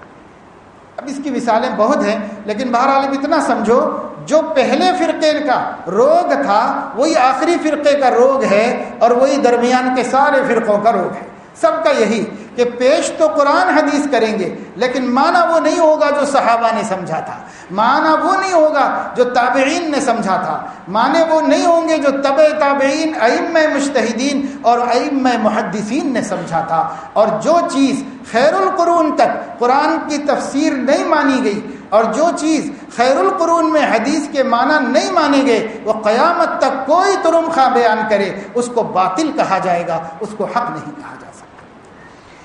یہ ہے وہ حقیقت جس کو بیان کرنے کے لیے اتنی پوری تمہید میں نے آپ کے سامنے بیان کی، اور اسی وجہ سے اب آپ دیکھیے کہ یہ فرقوں کو بیان کرنے کے بعد جو لوگ صحیح ہیں وہ کون ہیں۔ انہوں نے رافضہ کو بیان کیا اور زندیقیہ کو بیان کیا۔ دوسرا فرقہ جو فوراً وجود میں آیا وہ شیعہ ہے۔ جب ان لوگوں نے حضرت علی کی توہین کی تو ایک طبقہ وجود میں آیا جو حضرت علی کا طرفدار ہوا۔ ان لوگوں نے یہ کیا کہ یہ لوگ کہتے تھے حضرت علی کافر، تو وہ لوگ کہنے لگے کہ حضرت علی تو خدا ہیں، خدا کی روح ان میں حلول کر گئی ہے، یہ کہنے لگے۔ یہ شیعہ ہیں جس میں عبداللہ ابن سبا ایک یہودی آ گیا تھا، اس نے طرح طرح کی باتیں چلائی، امام کا معصوم ہونا، امام کا دوبارہ ظاہر ہونا، حضرت علی کا جو ہے وہ لافانی ہونا، یہ سارے عقیدے جو ہیں یہ شیعوں نے شروع کیے۔ تو حضرت علی کی نسبت سے سن 37 ہجری میں ایک گروپ گیا ان کی مخالفت میں اور وہ گمراہ ہو گیا، اور ایک گروپ اٹھا ان کی موافقت میں، وہ بھی گمراہ ہو گیا۔ ان کے ساتھ حضرت علی نے قتال کیا، اور یہ عبداللہ ابن سبا جو حضرت علی کو خدا کہنے لگا تھا، تو حضرت علی نے حکم دیا کہ آگ جلا کر اس کو زندہ اس میں ڈال دیا جائے، جس نے ان کو خدا سمجھا تھا، کیونکہ حضرت علی تو حق پہ تھے، دین اسلام کے وہ وارث تھے، وہی اس کے حامل تھے، تو انہوں نے ان کو بھی جہنم میں ڈالنے، ان کو بھی گمراہ قرار دیا۔ لیکن حضرت علی رضی اللہ تعالیٰ عنہ نے دونوں میں سے کسی کی تکفیر نہیں کی، یعنی شیعوں کی تکفیر نہیں کی، خوارج کی تکفیر نہیں کی، کیونکہ اس وقت تک ان کے پاس کوئی ایسی چیز نہیں تھی جس سے ان کو کافر کہا جائے۔ لوگوں نے کہا بھی کہ علی یہ لوگ تو آپ کو کافر کہتے ہیں، تو فرمایا مگر میں نہیں کہتا ان کو کافر، جب تک وہ اہل قبلہ ہیں، کلمہ پڑھتے ہیں، نماز پڑھتے ہیں، اس وقت تک قرآن کی تعویل کرتے ہیں، تو میں کافر نہیں کہتا ہوں۔ تو حضرت علی نے خوارج کو کافر نہیں کہا۔ خوارج میں بعد میں فرقے بنتے چلے گئے، ان میں بہت سارے کفر تک پہنچ گئے، اور ان کی بڑی تفصیل ہے۔ خوارج پہلا فرقہ، دوسرا شیعہ، اس کے بعد قدریہ وجود میں آئے صحابہ کے آخری دور میں۔ قدریہ ان کو کہتے ہیں جو یہ کہتے تھے کہ اللہ نے جو تقدیر لکھ دی ہے تو انسان مجبور ہے، انسان مجبور ہے، کیا کریں، اللہ کی تقدیر زبردستی اس سے یہ کام کراتی ہے، بندے کو کوئی اختیار نہیں۔ یہ عقیدہ اہل سنت والجماعت کا نہیں تھا، نبی کا نہیں تھا، صحابہ کا نہیں تھا۔ اس لیے یہ قدریہ کو اللہ کے نبی زندگی میں فرما گئے تھے کہ مجوس امتی القدریہ، یہ میری امت کے مجوس ہیں، بے دین لوگ ہیں۔ اس لیے اخیر زمانے میں متعدد صحابہ کرام، انس بن مالک، عبداللہ ابن عمر، عبداللہ ابن زبیر، عبداللہ ابن مسعود وغیرہ، ان کا مقابلہ کر کے ان کو کافر قرار دیتے تھے۔ اس کے بعد ایک اور فرقہ وجود میں آیا جس کو جہمیہ کہتے ہیں، ایک اور مرجیہ۔ یہ 6 فرقے کس زمانے میں؟ اسی زمانے میں وجود میں آ گئے جب حضرت علی رضی اللہ تعالیٰ عنہ کی خلافت کا دور ختم ہوا۔ میں نے شروع میں بتایا تھا کہ 13 سال اللہ کے نبی مکے میں رہے، اور ہجرت کے 37ویں سال میں پہلا فرقہ وجود میں آیا۔ اس کا مطلب یہ ہوا اسلام آنے کے 50 سال میں اختلافات تو تھے لیکن فرقہ نہیں تھا. اختلافات تو تھے لیکن فرقہ کوئی نہیں تھا. اختلاف نبی کی حیات میں ہوا, نبی پاک صلی اللہ علیہ وسلم کی حیات میں بھی ہوا, لیکن آپ کے سامنے آنے کے بعد ختم ہوا. وہ اس طور پر کہ اللہ کے نبی صلی اللہ علیہ وسلم نے فرمایا تھا کہ بنو قریظہ میں عصر کے بعد یعنی مغرب سے پہلے بنو قریظہ میں تم میرا یہ خط پہنچا دینا. ایک خط دے کر کچھ صحابہ کو بھیجا کہ مغرب سے پہلے بنو قریظہ ایک آبادی تھی, وہاں جا کر پہنچا دینا. یہ لوگ لے کے نکلے, رستے میں عصر کی نماز کا وقت ہوا تو ان میں اختلاف ہو گیا. اختلاف یہ ہوا کہ کچھ صحابہ کہنے لگے ہم تو نہیں پڑھیں گے عصر کی نماز, کیونکہ حضور صلی اللہ علیہ وسلم نے فرمایا تھا کہ مغرب سے قبل یہ وہاں پر پہنچا دینا, تو جب تک ہم یہ نہیں پہنچائیں گے تب تک عصر کی نماز نہیں پڑھیں. دوسرے گروپ نے کہا کہ ارے نہیں بھائی, نبی تو ایک ٹائم مقرر کر رہے تھے کہ جلد سے جلد پہنچا دو, نماز قضا کرو یہ تو نہیں فرمایا آپ نے, اس لیے چونکہ نماز کا وقت جا رہا ہے اس لیے ہم وقت پر نماز پڑھیں گے. انہوں نے کہا آپ پڑھتے ہیں تو پڑھ لیجئے, ہم نہیں پڑھیں گے. چنانچہ کچھ صحابہ نے نماز عصر چھوڑ دی اور کچھ صحابہ نے عصر کی نماز وقت پر پڑھ لی. اب آگے بڑھے تو بنو قریظہ آنے سے پہلے مغرب کا وقت ہو گیا. جب مغرب کا نماز کا وقت ہو گیا تو دونوں نے مغرب پڑھی, حالانکہ خط نہیں پہنچایا تھا, تو دونوں نے بھی مغرب پڑھی, کسی نے اختلاف نہیں کیا. اختلاف اس لیے نہیں ہوا کہ مغرب کے بارے میں حضور نے کچھ نہیں فرمایا تھا, اس لیے سب نے کہا بھائی مغرب وقت پہ پڑھ لینا چاہیے, تو مغرب پڑھ لیے. اور پھر جب بنو قریظہ پہنچے تو ان کی تو دونوں نمازیں ہوئی تھیں, انہوں نے عصر قضا کر لی جا کر. اب جب واپس آئے تو دونوں نے اپنا مدعا سنا دیا کہ انہوں نے ایسا کیا, ہم نے ایسا کیا. تو اللہ کے نبی صلی اللہ علیہ وسلم مسکرائے اور فرمایا کہ تم لوگوں نے صحیح بات کو پا لیا, کیونکہ ان کا جو ارادہ تھا وہ بھی نبی کا حکم پورا کرنے کا تھا, ان کا بھی جو ارادہ تھا وہ نبی کا حکم پورا کرنے کا تھا. اب نبی کے قول کی تشریح میں غلطی ہو رہی تھی, انہوں نے کچھ سمجھا, انہوں نے کچھ سمجھا, اب ایک صحیح ہونا چاہیے ایک غلط ہونا چاہیے, لیکن نبی نے دونوں کو غلط نہیں کہا, کیونکہ اجتہاد میں اس کی گنجائش ہے. جو غلطی کرے گا اس کو ایک اجر ہے, جو صحیح نتیجے پر پہنچے گا اس کو 2 اجر ہے. اس لیے اللہ کے نبی صلی اللہ علیہ وسلم کو معلوم تھا کہ میرے بعد اگر میں کہہ دوں گا تم صحیح تم غلط, تو میرے بعد جب اختلاف ہوگا تو کون یہ فیصلہ کرے گا. اس لیے نبی نے دونوں کو کچھ نہیں کہا, دونوں ٹھیک, تمہاری بھی ہو گئی نماز, تمہاری بھی ہو گئی. کیوں؟ تمہاری طاقت میں اتنا ہی تھا کہ حدیث کے مفہوم سمجھ میں نہیں آ رہا, تو جس کو دیانت سے یہ سمجھ میں آیا, جس کو یہ سمجھ میں آیا. تو دیکھو اختلاف نبی کے زمانے میں بھی ہوتا تھا اور بہت چیزوں میں ہوا, اور نبی نے کبھی ان میں سے کسی ایک کو غلط کسی ایک کو صحیح نہیں فرمایا نبی پاک صلی اللہ علیہ وسلم نے. تو اختلاف تھا مگر فرقہ بندی نہیں تھی. ابو بکر کے زمانے میں اتنے اختلاف ہوئے فرقہ نہیں بنا کوئی, حضرت عمر کے زمانے میں اتنے اختلاف ہوئے فرقہ نہیں بنا, حضرت عمر کے زمانے میں اختلافات ہوئے فرقہ نہیں بنا, حضرت علی کے زمانے میں جب اختلاف ہوا تو اور اختلافات تو فرقے نہیں بنے جو ان مسلمانوں کے درمیان میں تھے, لیکن ان نادانوں نے جاہلوں نے فرقہ بنا دیا, ان لوگوں نے فرقہ بنا دیا. پہلا فرقہ خوارج, دوسرا فرقہ روافض یعنی جن کو شیعہ کہتے ہیں. یہ 2 فرقے ان کی نسبت سے ان کی زندگی میں وجود میں آئے, پھر ان کے انتقال کے بعد عہد صحابہ ہی میں قدریہ وجود میں آئے. امام ابن تیمیہ فرماتے ہیں کہ حضرت ابو بکر کے خلفائے راشدین کے آخری دور میں 2 فرقے وجود میں آئے, اور صحابہ کے آخری دور میں 2 فرقے وجود میں آئے, اور تابعین کے آخری دور میں 2 فرقے وجود میں آئے. اور ابن تیمیہ فرماتے ہیں جتنے فرقے آج تک وجود میں آ رہے ہیں سب انہی 6 کے زچے بچے ہیں, الگ سے کوئی فرقہ نہیں آیا, سب انہی میں سے پیدا ہوئے ہیں اور انہی میں سے وجود میں آتے ہیں. اور آج بھی ہم غور کرتے ہیں یہ جو نئے نئے فرقے آ رہے ہیں تو ان سب کا خوارج سے, معتزلہ سے, مرجیہ سے, جہمیہ سے کسی سے رشتہ ہے, اور انہی کی باتیں نقل کرتے ہیں اور انہی کی باتیں بیان کرتے ہیں آج بھی, اور یہی سب اختلافات آج بھی وجود میں آتے ہیں. تو آج کا اختلاف اس نتیجے پر ہم پہنچیں گے کہ اختلاف نفسانی ہوگا تو فرقہ بنے گا, اور اختلاف رحمانی ہوگا تو رحمت بنے گا. جو اختلافات ہوئے کل آج فقہا میں، محدثین میں، مجتہدین میں، وہ سب خدا واسطے کے اختلافات تھے اور حق کو پانے کے سلسلے میں تھے، تو ان کا اختلاف ان کو اہل سنت سے نہیں نکالتا۔ اور یہ جو فرقے بنتے ہیں، یہ فرقے اہل سنت سے نکلتے چلے جاتے ہیں، اور بعض صرف اہل سنت سے نکلتے ہیں اور بعض جو ہیں وہ ایمان سے بھی نکل جاتے ہیں، ایمان کے بھی باہر ہو جاتے ہیں۔ جیسے اہل قرآن ہیں، وہ اپنے کو جو ہے وہ ایمان سے باہر ہیں، اس لیے کہ وہ حدیث کے منکر ہیں، تو قرآن کی بہت سی آیتوں کے منکر ہیں۔ اب میں ایک آپ کو آخری بات سناتا ہوں۔ انہوں نے یہ ساری تفصیل بیان کی ہے اور بہت ہے، لیکن یہاں لکھا ہے اہل السنت والجماعت کون ہے۔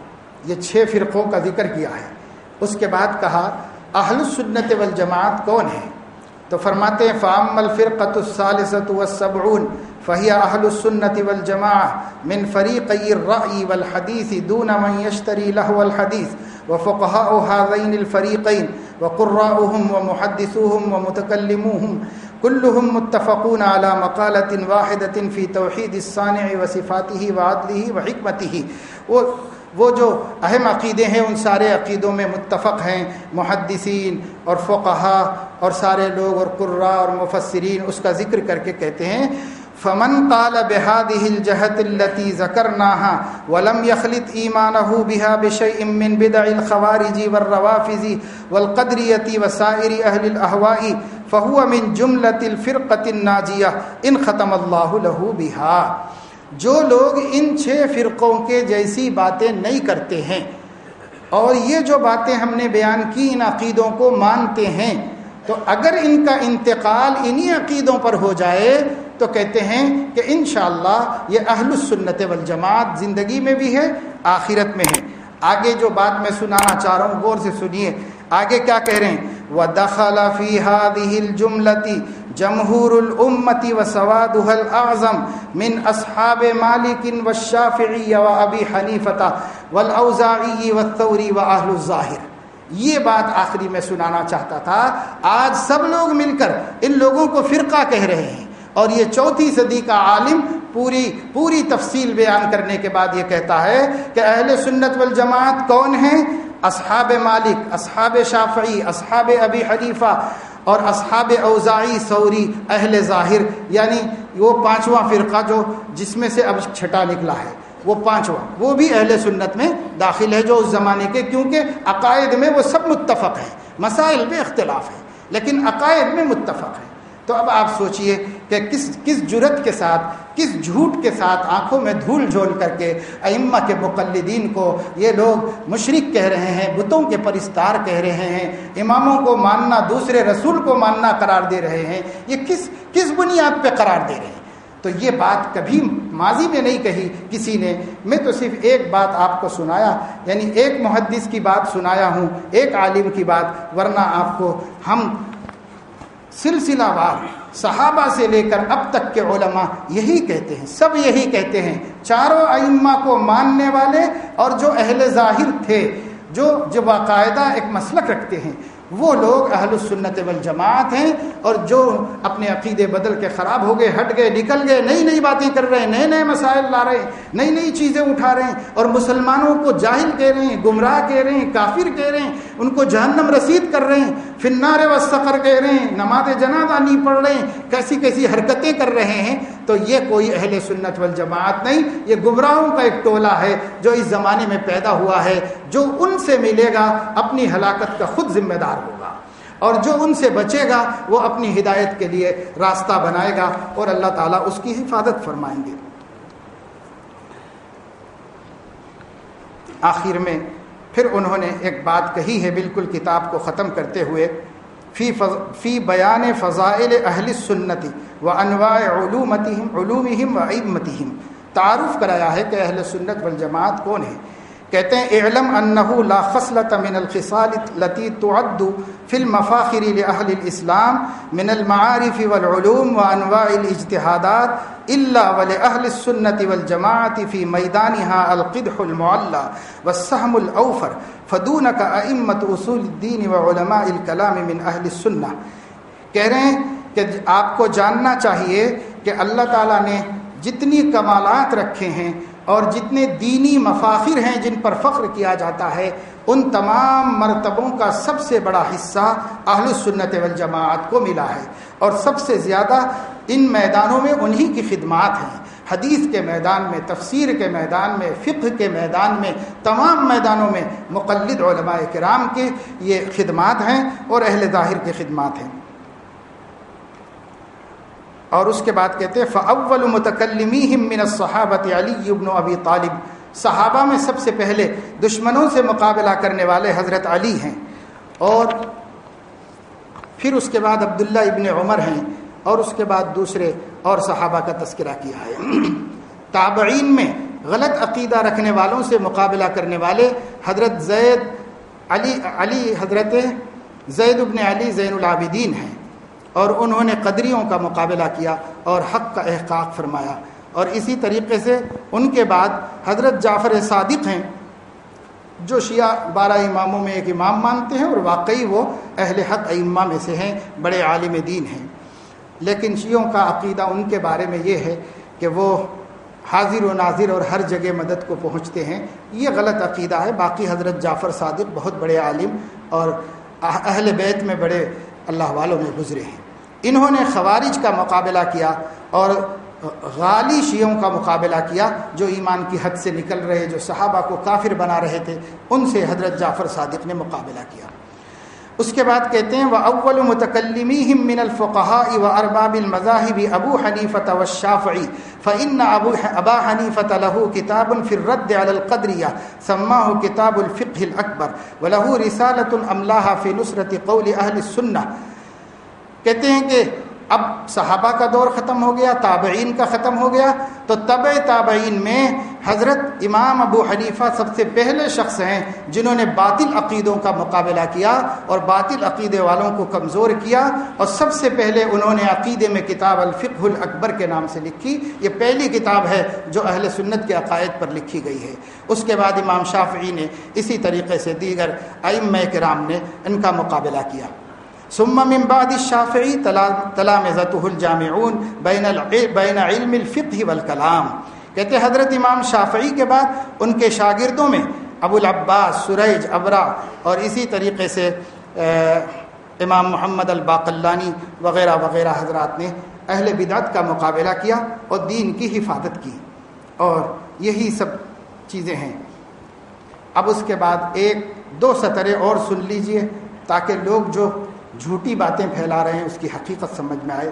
فرماتے ہیں کہ اما ائمۃ الفقہ فی عہد الصحابۃ والتابعین ومن بعدهم فقد ملأوا العالم علما وليس بينهم من لا يناصر السنة والجماعة وهم اشهر من نار على علم ففي سرد اسمائهم طول۔ کیا کہتے ہیں؟ کہہ رہے ہیں کہ جہاں تک فقہاء کرام کا معاملہ ہے، ائمہ فقہا یعنی امام ابو حنیفہ، امام شافعی، امام مالک، امام احمد، امام اوزاعی، امام ثوری وغیرہ کا معاملہ ہے، تو کہتے ہیں کہ جہاں تک ائمہ فقہ کا معاملہ ہے تو چاہے وہ صحابہ کے دور کے ہوں یا تابعین کے دور کے ہوں یا تبع تابعین کے دور کے ہوں، یہ وہ ہستیاں ہیں قد ملأوا العالم علما، جنہوں نے اپنے علم سے عالم کو بھر دیا ہے۔ اتنا علم ان کے پاس تھا کہ کہتے پورے عالم کو اپنے علم سے انہوں نے بھر دیا ہے۔ وَلَيْسَ بَيْنَهُمْ مَن لَّا يُنَاصِرُ السُّنَّةَ وَالْجَمَاعَةَ، ان فقہاء کرام میں کوئی ایک بھی ایسا نہیں ہے جو اہل سنت والجماعت کے عقیدے سے مخالفت کرتا ہو، بلکہ سب کے سب ناصر تھے اہل سنت والجماعت کے عقیدوں کے۔ اور آگے اس سے بڑھ کے کہتے ہیں وَهُمْ أَشْهَرُ مِن نَارٍ عَلَى عَلَمٍ۔ پہلے زمانے میں جب علم اٹھایا جاتا تھا جھنڈا فتح کا یا شکست کا بتانے کے واسطے، تو اس پر آگ جلائی جاتی تھی، تو سب سے اونچا وہ ہوتا تھا، آگ سب سے اوپر نظر آتی تھی۔ تو وہ فرما رہے ہیں مثال دے کر کے، جیسے جھنڈے پر آگ بلند ہوتی ہے اور سارے لوگوں کو نظر آتی ہے، اس سے زیادہ مشہور ہیں فقہاء کرام دین کی حفاظت کی خدمت کرنے میں، سب سے زیادہ ان کا مقام ہے۔ اور کہتے ہیں بھائی ان کی نام میں گناؤں تو بہت لمبا ہو جائے گا، اس لیے میں نام نہیں گنا رہا ہوں بس۔ اور آگے ائمۃ الحدیث کی تعریف فرمائی ہے کہ ائمۃ الحدیث نے بھی اسی طرح دین اسلام کی حفاظت کی ہے۔ اب میرے دوستوں اور بزرگوں، نوجوانوں اور میری بہنوں، آپ غور کرو کہ کیا کیا جھوٹ پھیلایا جا رہا ہے، کس کس طرح لوگوں کو دھوکہ دیا جا رہا ہے۔ سب کو اسلاف کرام سے ہٹا کر اپنے خیالات کو دین بتا کر پیش کیا جا رہا ہے۔ ایسی ایسی باتیں صاحب ائمہ خود بول دی ہیں کہ حدیث صحیح مل جائے تو اس کو، میرے قول کو دیوار پہ مار دو، تو بات تو ٹھیک ہے، ائمہ نے کہا، لیکن یہ ہے کہ وہ صحیح حدیث امام کو پہنچی تھی یا نہیں پہنچی تھی، آپ کو کیا خبر ہے، آپ کو کیا پتا ہے؟ اس لیے امام وہ حدیث، صحیح حدیث امام تک پہنچی، معتبر تھی، اس کے مطابق انہوں نے احکام بنائے ہیں۔ کہنے کا مطلب یہ تھا ائمہ کا کہ ہم نے کوئی گوٹیاں نہیں کھیلی ہیں، بلکہ ہم نے اتنے وثوق سے مسائل بیان کیے ہیں کہ صحیح حدیث ہمارے مذہب کی دلیل ہے، اسی بنیاد پر ہم نے حدیث بنائی ہے۔ اب اس کا ایک دوسرا مطلب نکال لیا، اس کا دوسرا مطلب نکال کر کے کہہ رہے ہیں کہ آج کے زمانے کے لوگوں کو اگر ہم بخاری میں حدیث بتا دیں تو ہدایہ کے مسئلے کو دیوار پہ مار دینا چاہیے۔ تو یہ کون سی تم عقل مندی؟ ارے بھائی، کیا یہ حدیثیں ہدایہ لکھنے والے کو نہیں معلوم؟ اس کو بھی معلوم ہے، لیکن اس کے باوجود جو چیز اس کے ہاں تقابل میں ثابت ہوئی ہے اس کو اس نے اختیار کیا ہے، اس لیے اس پر آپ کا یہ تہمت لگانا لوگوں کو دھوکہ دینے کی کوشش کرنا ہے۔ اب مسلمان خبردار اور ہوشیار ہو جائیں۔ ہم نے اس رات کی فضیلت تو کچھ بیان نہیں کی اور وہ کوئی زیادہ ہیں بھی نہیں، بس اتنا ہے کہ اس رات میں اللہ رب العزت مغفرت عام فرماتے ہیں بندوں کی، اللہ سے توبہ استغفار کرنا چاہیے، اللہ رب العزت کی طرف رجوع کرنا چاہیے، اور اگر کوئی روزہ رکھنا چاہے تو 15 تاریخ کا روزہ رکھے، اس کو بدعت نہ سمجھے، نہ رکھنا چاہے تو نہ رکھے، کوئی گناہ کی بات نہیں ہے۔ اس رات میں عبادت کرے تو کرے اور نہ کرے تو کوئی گناہ کی بات نہیں ہے، لیکن یہ کہنا کہ اس رات کی کوئی ثبوت نہیں اور وہ دن کا روزہ بدعت ہے تو یہ بدعتی ہی کہہ سکتا ہے، اہل سنت والجماعت یہ بات نہیں کہہ سکتا۔ تو رات کے بارے میں، روزے کے بارے میں تو میں نے یہ بتایا، اور اس کے ضمن میں دغا بازیوں کے، دھوکہ دہی کے اور فراڈ کے اور لوگوں کے دین میں گھپلا کرنے کے جتنی ساری تفصیل، ایک کئی گھنٹے ہو گئے، میں نے اس لیے آپ کے سامنے رکھی۔ میں چاہتا تو یہ تھا کہ اور تفصیل سے آپ کے سامنے بات آئے، اس واسطے کہ بڑا افسوس ہوتا ہے، ایک کے بعد ایک گڑھے میں گرتے جا رہے ہیں لوگ اور سمجھ رہے ہیں کہ یہی ہدایت ہے۔ جیسے قرآن میں اللہ تعالیٰ نے فرمایا کہ ام یحسبون، اللہ تعالیٰ نے فرمایا ہے سورہ کہف کے آخر میں کہ کیا ہم قل هل ننبئکم بالاخسرین اعمالا، اے نبی کیا آپ کہہ دیجئے کہ کیا ہم تم کو بتائیں کہ جو سب سے زیادہ خسارے میں کون ہے اعمال کے اعتبار سے۔ قل هل ننبئکم بالاخسرین اعمالا، ہم بتائیں کہ کون خسارے کے اندر ہے، کون ہے؟ الذین ضل سعیہم فی الحیات الدنیا، جن کی زندگی کی محنتیں رستے سے ہٹ گئیں، رستے سے جن کی زندگی کی کوشش، سعی، ان کا چلنا، ان کی محنت، الذین ضل سعیہم، جن کی کوشش رستے سے ہٹ گئی، فی الحیات الدنیا وہم یحسبون انہم یحسنون صنعا، وہ یہ سمجھتے رہے کہ ہم اچھے کام کر رہے، لیکن قیامت میں پتہ چلا کہ تم ڈگر سے ہٹے ہوئے تھے، تم صراط مستقیم سے ہٹے ہوئے تھے۔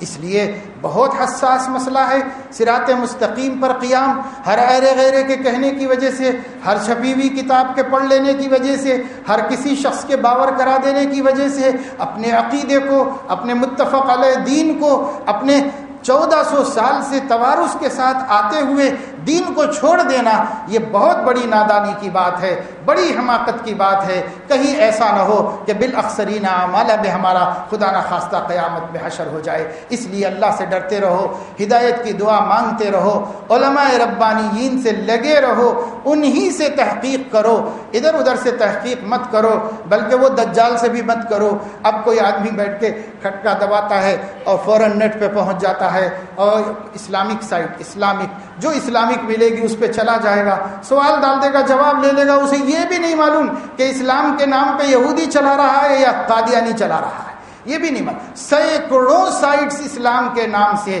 نیٹ کے اوپر دشمنان اسلام نے قائم کر رکھی ہیں، آپ کیسے پہچانیں گے کہ یہ کس کی ہے؟ جیسے میں نے ابھی بتایا تھا شروع میں کہ المورد کے نام سے غامدی صاحب کا اپنا چلتا ہے اور فرحت ہاشمی صاحبہ کا اپنا چلتا ہے ایک انسٹیٹیوٹ، اور یہ سب میں یہ لوگ علماء سے ہٹ کر، اہل سنت والجماعت سے ہٹ کر، سب باتیں تو نہیں لیکن ایک بھی غلط بتاتے ہیں اور آپ اس کے ذریعے سے بھٹکتے ہیں تو بھٹک نہیں کہیں گے نا اس کو. تو وہ لوگ کئی باتیں، کئی عقیدے غلط بتا رہے ہیں جو اہل سنت والجماعت کے نہیں. اس لیے مسلمانوں کو ڈرنا چاہیے اور مسلمانوں کو اس سے بچنے کی کوشش کرنا چاہیے. مجھے تمل ناڈو میں ایک ایسے خاندان کے بزرگ نے بتایا جو بہت نیکوکار ہیں اور پشتوں سے وہ لوگ صحیح العقیدہ ہیں، اہل سنت والجماعت ہیں، حنفی المسلک ہیں اور بڑے بڑے کاروبار ہیں ان کے، اور وہ لوگ بہت خیر خیرات کرنے والے، بہرحال ماشاءاللہ. لیکن انہوں نے بتایا 2-3 سال پہلے ابھی کہ مولانا ہمارے خاندان کے 11 نوجوان نماز پڑھنا چھوڑ دیے، اور وہ یہ کہہ رہے ہیں کہ ہم انٹرنیٹ پر ہدایت کا ایک ایسا سائٹ پا لیے ہیں کہ ان سے زیادہ صحیح کوئی بھی دین بتانے والا نہیں ہے، اور وہ ہیں اہل قرآن. وہ قرآن سے ہٹ کے کچھ نہیں کہتے. اس میں کہنا یہ ہے کہ قرآن میں یہ نماز ہے ہی نہیں تو اللہ نے بھیجی ہی نہیں نماز. لہذا میرے خاندان کے 11 نوجوان اب نماز نہیں پڑھ رہے ہیں اور ایک دوسرے کو سکھا رہے ہیں کہ یہ نماز سب بدعت ہے، لوگوں نے نکال لی ہے، یہ نماز قرآن میں نہیں. تو اب بتاؤ کہ بھائی اگر یہی حال رہے گا تو کس کے گھر میں کیا ہوگا؟ اللہ ہی بہتر جانتے ہیں. اللہ ہمارے بال بچوں کی، ہمارے نسلوں کی حفاظت فرمائے اور اہل سنت والجماعت کے عقیدے پر ان کو ثابت فرمائے. وآخر دعوانا ان الحمد للہ رب العالمین.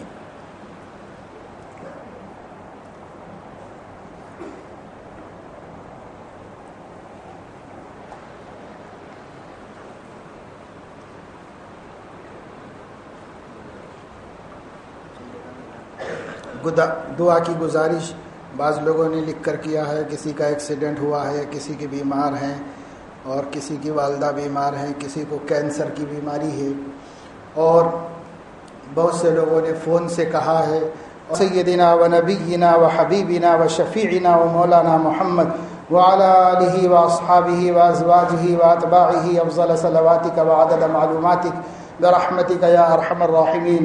اللہم الہمنا رشدنا واعذنا من شرور انفسنا ومن سیئات اعمالنا. ربنا آتنا من لدنک رحمتا وہیئ لنا من امرنا رشدا.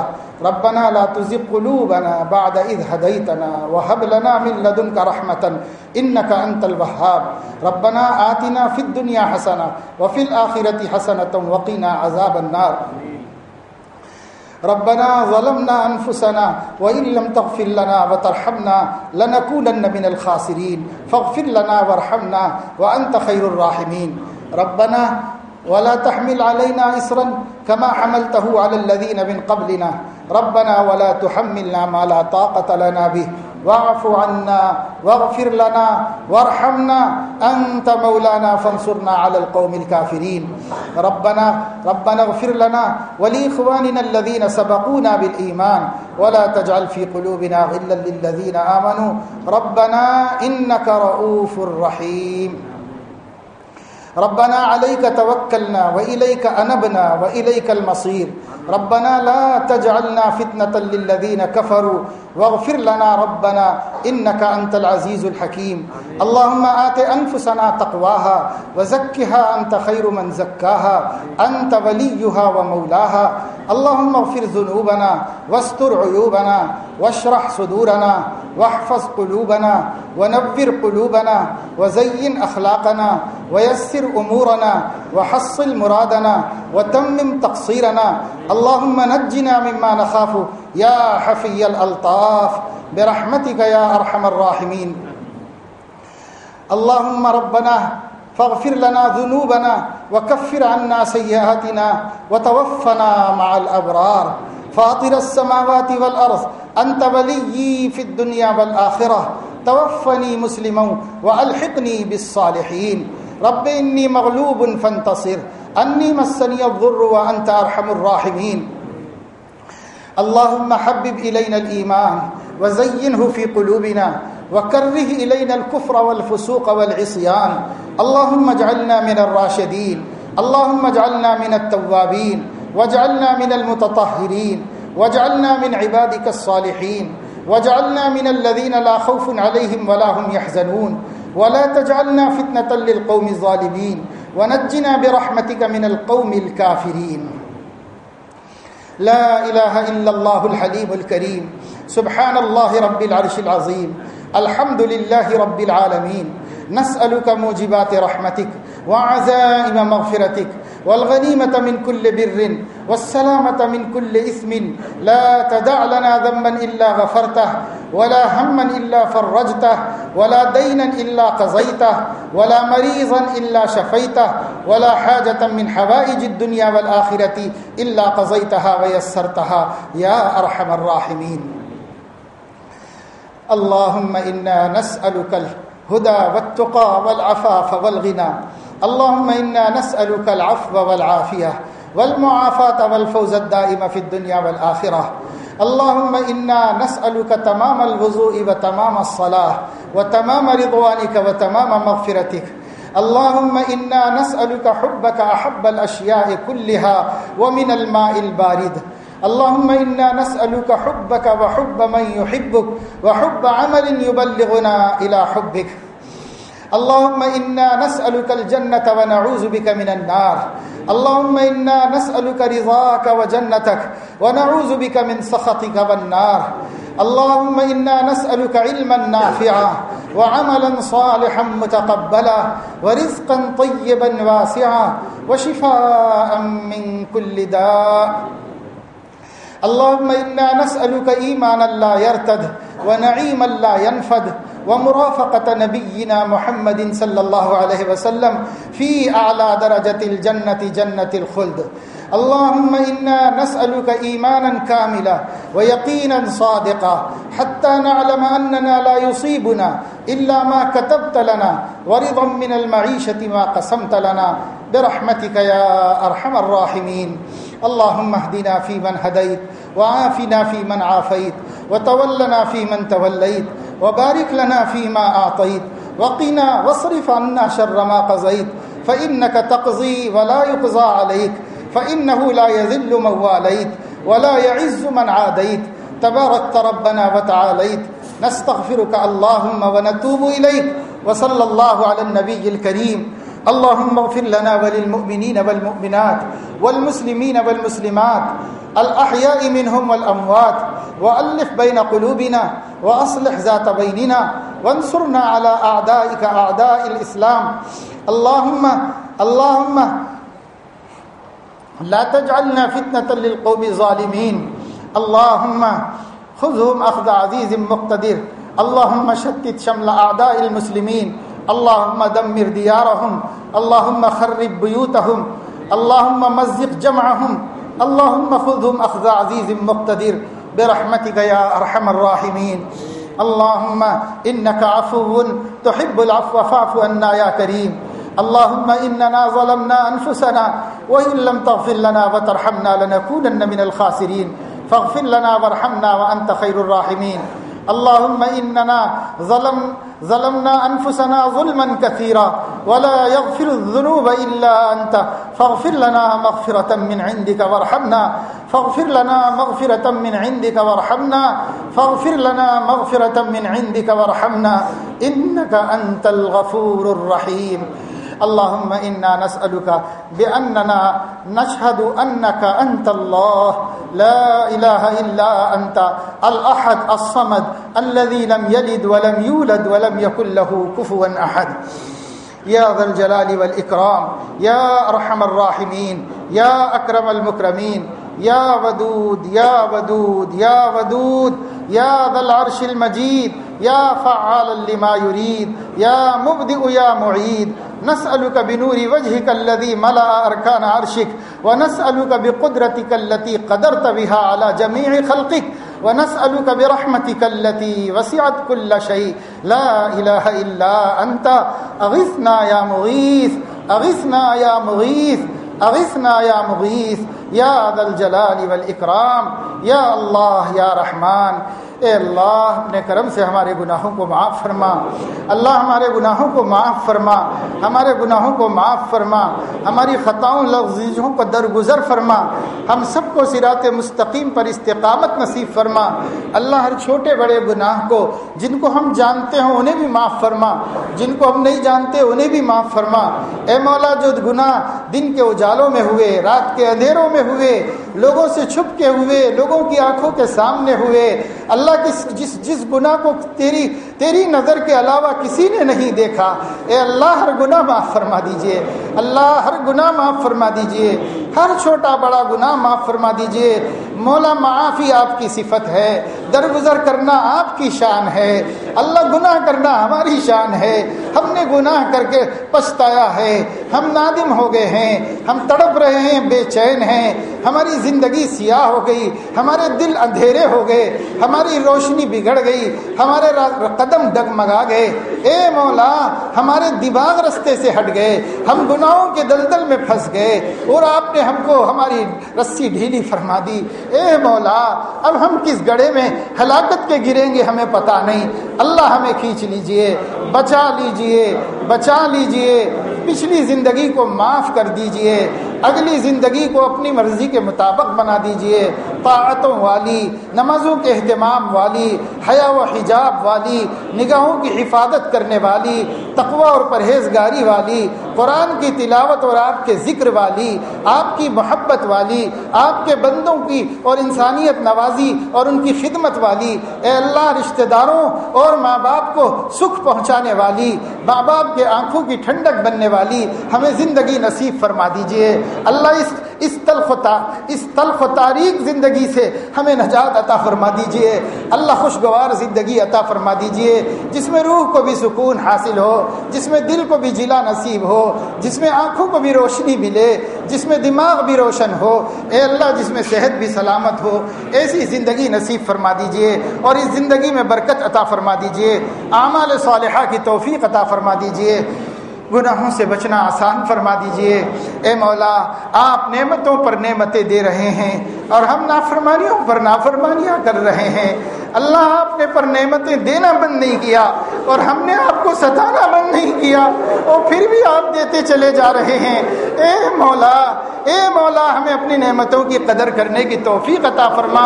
آپ ہم کو، ہمارے اوپر اگر آپ پتھر برساتے ہم اس کے حقدار تھے، آگ میں جلاتے ہم حقدار تھے، زمین نگل جاتی تو ہم حقدار تھے، ہم نے تیری زمین پر سوائے نافرمانی کے کیا کیا ہے؟ اے مولا، ہم نے تیری آسمان کی چھت کے نیچے سوائے بغاوت کے اور کیا کیا؟ اے مولا کریم، آپ معاف فرما دیجئے، آپ معاف فرما دیجئے۔ مولا، آپ نے بچایا ہے تو بچا ہی لیجئے، اے اللہ، آپ نے چھپایا ہے تو چھپا ہی لیجئے، نہ نبیوں کو دکھائیے نہ ولیوں کو دکھائیے، ہمارے کالے کرتوتوں پہ پردہ ڈال دیجئے۔ اللہ، دنیا میں ڈالا ہے، آخرت میں بھی ڈال دیجئے۔ اللہ، ہمیں اپنے نبی کے سامنے شرمندہ ہونے سے بچا لیجئے۔ اے مولا، اے مولا، ہمارے حال پر رحم فرما دیجئے، اللہ ہمارے حال پہ رحم فرما دیجئے۔ اے اللہ، ہماری مشکلات کو دور فرما دیجئے، اللہ ہمارے پریشان حالوں کی پریشانیاں دور فرما دیجئے، مقروضوں کے قرضے ادا کروا دیجئے۔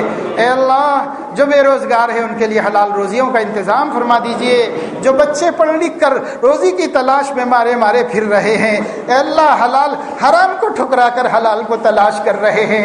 اے مولا، برس 2 برس 10 برس نکل جاتے ہیں، پریشان ہیں، اے اللہ، تیری مخلوق تو رحم نہیں کرتی، آپ رحم فرما دیجئے، اچھے روزگار لگا دیجئے، برکت والی روزیاں عطا فرما دیجئے۔ اے مولا، اے مولا، رستے کھول دیجئے، اے مولا، رستے کھول دیجئے۔ اللہ، پڑھنے والوں کو کامیابی نصیب فرما دیجئے۔ اللہ، ہماری جتنی بیٹیاں اور ہمارے جتنے بیٹے کالجز میں پڑھ رہے ہیں اور کالج کلچر سے متاثر ہو کر بے حیائی اور بد اخلاقی کی زندگی گزار رہے ہیں، مولا، ان سب کو اپنے حبیب کی نسبت کا احساس نصیب فرما دیجئے۔ اے اللہ، اپنے حبیب کی نسبت کا احساس نصیب فرما دیجئے۔ کیسے پیارے آقا کے ہم امتی ہیں اور کیسے مہربان مولا کے ہم بندے ہیں، کس دین کے ہم امانت ہیں اور کس دین کے ہم نمائندے ہیں۔ اے اللہ ہم دنیا کی قوموں کے سامنے آپ کے سچے دین کے نمائندے بنائے گئے ہیں، ہمیں اپنے منصب کا احساس نصیب فرما دیجئے۔ اللہ ہر جگہ جہاں کہیں ہم ہوں، کالجز میں ہوں، اسکولوں میں ہوں، پڑھائیوں میں ہوں، کاروبار میں ہوں، اور ہم کال سینٹرز میں ہوں، کہیں بھی ہوں، اللہ اپنے حبیب کی عزتوں کو بچانے والا بنا دیجئے، اپنے حبیب کے مقام کو دنیا کے سامنے جتانے والا بنا دیجئے۔ ہر کوئی دیکھے یہ بیٹی ایسی کیوں ہے حیادار، یہ بیٹا ایسا کیوں ہے حیادار، تو اس کا ضمیر کہے کہ یہ محمد الرسول اللہ سے نسبت رکھتے ہیں، اس وجہ سے پاک دامن ہے، اس وجہ سے ان کی نظریں پاک ہیں۔ اللہ ہر جگہ ہمیں آپ کے حبیب کی عزت پیش کرنے کی توفیق نصیب فرما دیجئے، ہر میدان میں ان کی قربانیوں کو بتانے کی توفیق نصیب فرما دیجئے۔ اے مولا تقوی نصیب فرما دیجئے، تقوی نصیب فرما دیجئے، گناہوں کے اور ہمارے درمیان مشرق مغرب کا فاصلہ کر دیجئے۔ اللہ رحمت کے ٹھنڈے پانی سے گناہوں کے آگ کو بجھا دیجئے، اللہ بجھا دیجئے۔ اللہ دل جل رہے ہیں، روح تڑپ رہی ہے، کسی کروٹ سکون نہیں مولا۔ اے اللہ اسلام کی زندگی دے دیجئے، سکون کی زندگی دے دیجئے، رحمت کی زندگی دے دیجئے مولا، پیار کی زندگی دے دیجئے۔ آپ کو اچھے لگے ایسا بنا دیجئے مولا، ہم آپ کو اچھے لگے ایسا بنا دیجئے۔ اللہ ہر مخلوق کو اچھے لگنے کی کوشش ہو رہی ہے، آپ کو اچھا دکھانے کی کوئی کوشش نہیں ہو رہی۔ مولا ہمیں توفیق دیجئے، ہم آپ کے لیے جئیں، آپ کے لیے جئیں، کپڑے پہنے تو آپ کے دکھانے کے لیے پہنے، وضو بنائیں تو آپ کو دکھانے کے لیے بنائیں، مولا کنگھی کریں تو آپ کو دکھانے کے لیے کریں۔ مولا آپ سے زیادہ ہمارا کون ہے جس کے لیے ہم زندگی گزاریں؟ اللہ آپ کے لیے جینا نصیب فرما دیجئے، اپنے لیے جینا نصیب فرما دیجئے۔ ان صلاتی و نسکی و محیای و مماتی للہ رب العالمین لا شریک لہ وبذلک امرت۔ اے اللہ اس کا پابند بنا دیجئے۔ اللہ رمضان شریف قریب آ رہے ہیں، اس مبارک مہینے کو جس کے بارے میں نبی نے فرمایا تھا امت غفلت میں ہے، آدھا مہینہ تو غفلت میں ہم نے نکال ہی دیا۔ اے اللہ جو آدھا باقی ہے اس کی قدر کرنے کی توفیق عطا فرما دیجئے، رمضان کی تیاری کرنے کی توفیق عطا فرما دیجئے۔ اللہ ماحول کو عبادت والا ابھی سے بنا لینے کی توفیق عطا فرمائیے، کام کاج کو آگے پیچھے کر کے رمضان میں عبادتوں کی ترتیب بنانا آسان فرما دیجئے۔ اے اللہ اعتکاف کے لیے وقت فارغ کرنے کی ابھی سے ترتیب بنانا آسان فرما دیجئے۔ اے مولا کریم کرم کا، رحم کا، عافیت کا، نصرت کا معاملہ فرما دیجئے۔ اے مولا ہماری زندگی کو خیر بنا دیجئے، اللہ ہماری زندگی کو شر بننے سے بچا دیجئے۔ اللہ ہم مر جائیں تو دنیا بھلائی سے یاد کرے، ہم مر جائیں تو دنیا ہمیں عیبوں سے یاد نہ کرے۔ اے مولا ہمیں ایسی اخلاق عطا فرما دیجئے، ہمیں ایسی زندگی نصیب فرما دیجئے۔ اے مولا مرتد ہونے والوں کے اوپر رحم کھانے کی توفیق عطا فرما، جو قادیانی بن جا رہے ہیں، جو منکر حدیث بن جا رہے ہیں، جو کسی گمراہی میں مبتلا ہو جا رہے ہیں، اے اللہ ان گمراہوں پر محنت کرنے کی توفیق نصیب فرما۔ پیارے آقا کے خون پسینے سے سینچی یہ امت ایک ایک بندہ قیمتی ہے، اللہ ان کے پیچھے مر مٹنے کی توفیق عطا فرما، انہیں واپس ہدایت میں لانے کی توفیق عطا فرما، اپنی ہدایت کو بچانے کی توفیق عطا فرما۔ اے مولا لا تزغ قلوبنا بعد اذ ہدیتنا وہب لنا من لدنک رحمتا انک انت الوہاب۔ آپ نے خاتمہ بالخیر نہیں فرمایا، ہمارے بالخیر خاتمے کی کوئی صورت نہیں مولا، آپ ہمارے خاتمے کو ایمان پر مقدر فرما دیجئے، اللہ مقدر فرما دیجئے۔ آپ جو حکم کریں گے وہی ہوگا اور آپ کے غیر کا چاہا ہوا نہیں ہوتا۔ اے اللہ آپ ہی کا چاہا ہوا ہوتا ہے۔ ما تشاءون الا ان یشاء اللہ رب العالمین۔ رب العالمین آپ چاہ لیجئے کہ ہمیں ہدایت مل جائے، آپ چاہ لیجئے کہ ہم اہل سنت کے طریقے پر مضبوط جم جائیں، آپ چاہ لیجئے کہ ہمارا خاتمہ توحید پر ہو جائے، رسالت پر ہو جائے، آپ کو منہ دکھانے کے لائق ہو جائیں، آپ اس کا ارادہ فرما لیجئے۔ مولا ہمارے بیماروں کو شفا دیجئے۔ کتنے بھائی بہنوں نے پریشانی ظاہر کی ہے، بیماریوں کی اطلاع دی ہے، ہم سب کا ذکر نہیں کر سکتے، تو علیم و خبیر سب کے دکھوں کو جانتا ہے۔ سب کے دلوں کو جانتا ہے. اللہ ہر ایک کی ہر دکھ کو دور فرما دے, ہر پریشانی کو دور فرما دے, ان کو سکھ نصیب فرما دے, اور اللہ ان کی ضرورتوں کو پورا فرما دے. اللہ پورے عالم میں امن و امان قائم فرما دے. اے اللہ ملک میں بعض علاقوں میں جو مسلمان پریشانیوں میں مبتلا, جو انسان پریشانیوں میں مبتلا ہیں, وہ انسان آپ ہی کے بندے ہیں. اے اللہ آپ ہی کے بندے ہیں, اور آپ اپنے بندوں پر رحم فرماتے ہیں. بے شک ان کا شرک, ان کا کفر اور ان کی حرکتیں آپ کے غضب کو جوش میں لاتی ہیں, لیکن اے اللہ آپ انسانوں کو مہلت دیتے ہیں. اے اللہ بچے ماؤں سے بچھڑ گئے, مائیں بچوں سے بچھڑ گئیں, کرم فرما دیجئے, ان کو دنیا کی اس مصیبت سے بھی بچا دیجئے, اور اللہ اپنے کرم کا ظہور فرما کر ان کو آخرت کے عذاب سے بھی بچا لیجئے, اور ان کو ایمان و ہدایت نصیب فرما دیجئے. اللہ اس مصیبت ہی کو وسیلہ اور ذریعہ ان کی ہدایت کا بنا دیجئے. اے اللہ ان کو کفر قدوں کو اور شرک کے اڈوں کو ہدایت کے اڈے بنا دیجئے. اللہ آپ کے لیے کوئی بڑی بات نہیں. ما ذلک علی اللہ بعزیز. اے مولا ہماری دعاؤں کو ان کے حق میں بھی قبول فرما لیجئے. اللہ سارے مسلمانوں کے حق میں بھی قبول فرما لیجئے. ملک میں امن و امان قائم فرما دیجئے. اللہ شریروں کی شرارت سے رمضان جیسے مہینے میں اور عبادتوں کے ماحول میں آزمائشیں نہ آئیں. آپ شریروں کو روک دیجئے, ان کے ہاتھ روک لیجئے. امن کے ساتھ رمضان گزرے اور امن کے ساتھ ہم آپ کی عبادتیں کریں, روزے رکھیں, تراویحیں پڑھیں, جھگڑوں میں نہ پڑیں. اللہ محبت سے رہیں, اخوت سے رہیں, اور ایک دوسرے کا احترام کریں. اور اے اللہ اپنے کرم سے ہمیں توفیق دیجئے کہ ہم اپنے ہی مسلمان بھائیوں کو بے ایمان جہنمی کہنے سے, ان کی عبادتوں کو ناقابل قبول قرار دینے سے ہماری حفاظت فرمائیے. اللہ ہمیں توفیق دیجئے کہ ہم واقعی گمراہ کو گمراہ کہیں, اور جن کو مسلمان کہہ چکے ہیں اور وہ سب مسلمان ہیں, ان کے ساتھ ہم اپنی زبان خراب کر کے, اپنا قلم خراب کر کے اپنے عاقبت کو برباد نہ کریں. اللہ اس کی ہمیں توفیق نصیب فرما دیجئے. اے اللہ مرتدوں سے بھی ہمیں بچا دیجئے, اور جتنے اسلام کے باہر تحریک چل رہی ہیں ان کی دعوتوں سے مسلمان عالم ہو یا جاہل, پڑھے لکھے ہوں یا ان پڑھ, ان کی حفاظت فرما لیجئے. اے اللہ آپ ہدایت دیتے ہیں تو ہدایت ملتی ہے, اور آپ محروم کر دیتے ہیں تو محروم ہو جاتے ہیں. من یضلل اللہ فلا ہادی لہ ومن یہد اللہ فلا مضل لہ. پیارے نبی زندگی بھر فرماتے رہے اور ہم بھی اس کو دہراتے جا رہے ہیں.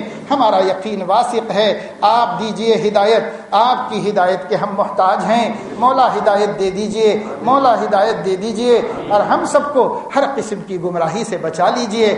عافیت کاملہ نصیب فرما دیجئے. اے مولا کریم جو کچھ ہم نے مانگا ہے وہ بھی عطا فرما دیجئے, جو ہم نہیں مانگ سکے اپنے کرم سے وہ بھی عطا فرما دیجئے. اے اللہ عالم اسلام کے حکمرانوں کو غیرت ایمانی نصیب فرما دیجئے.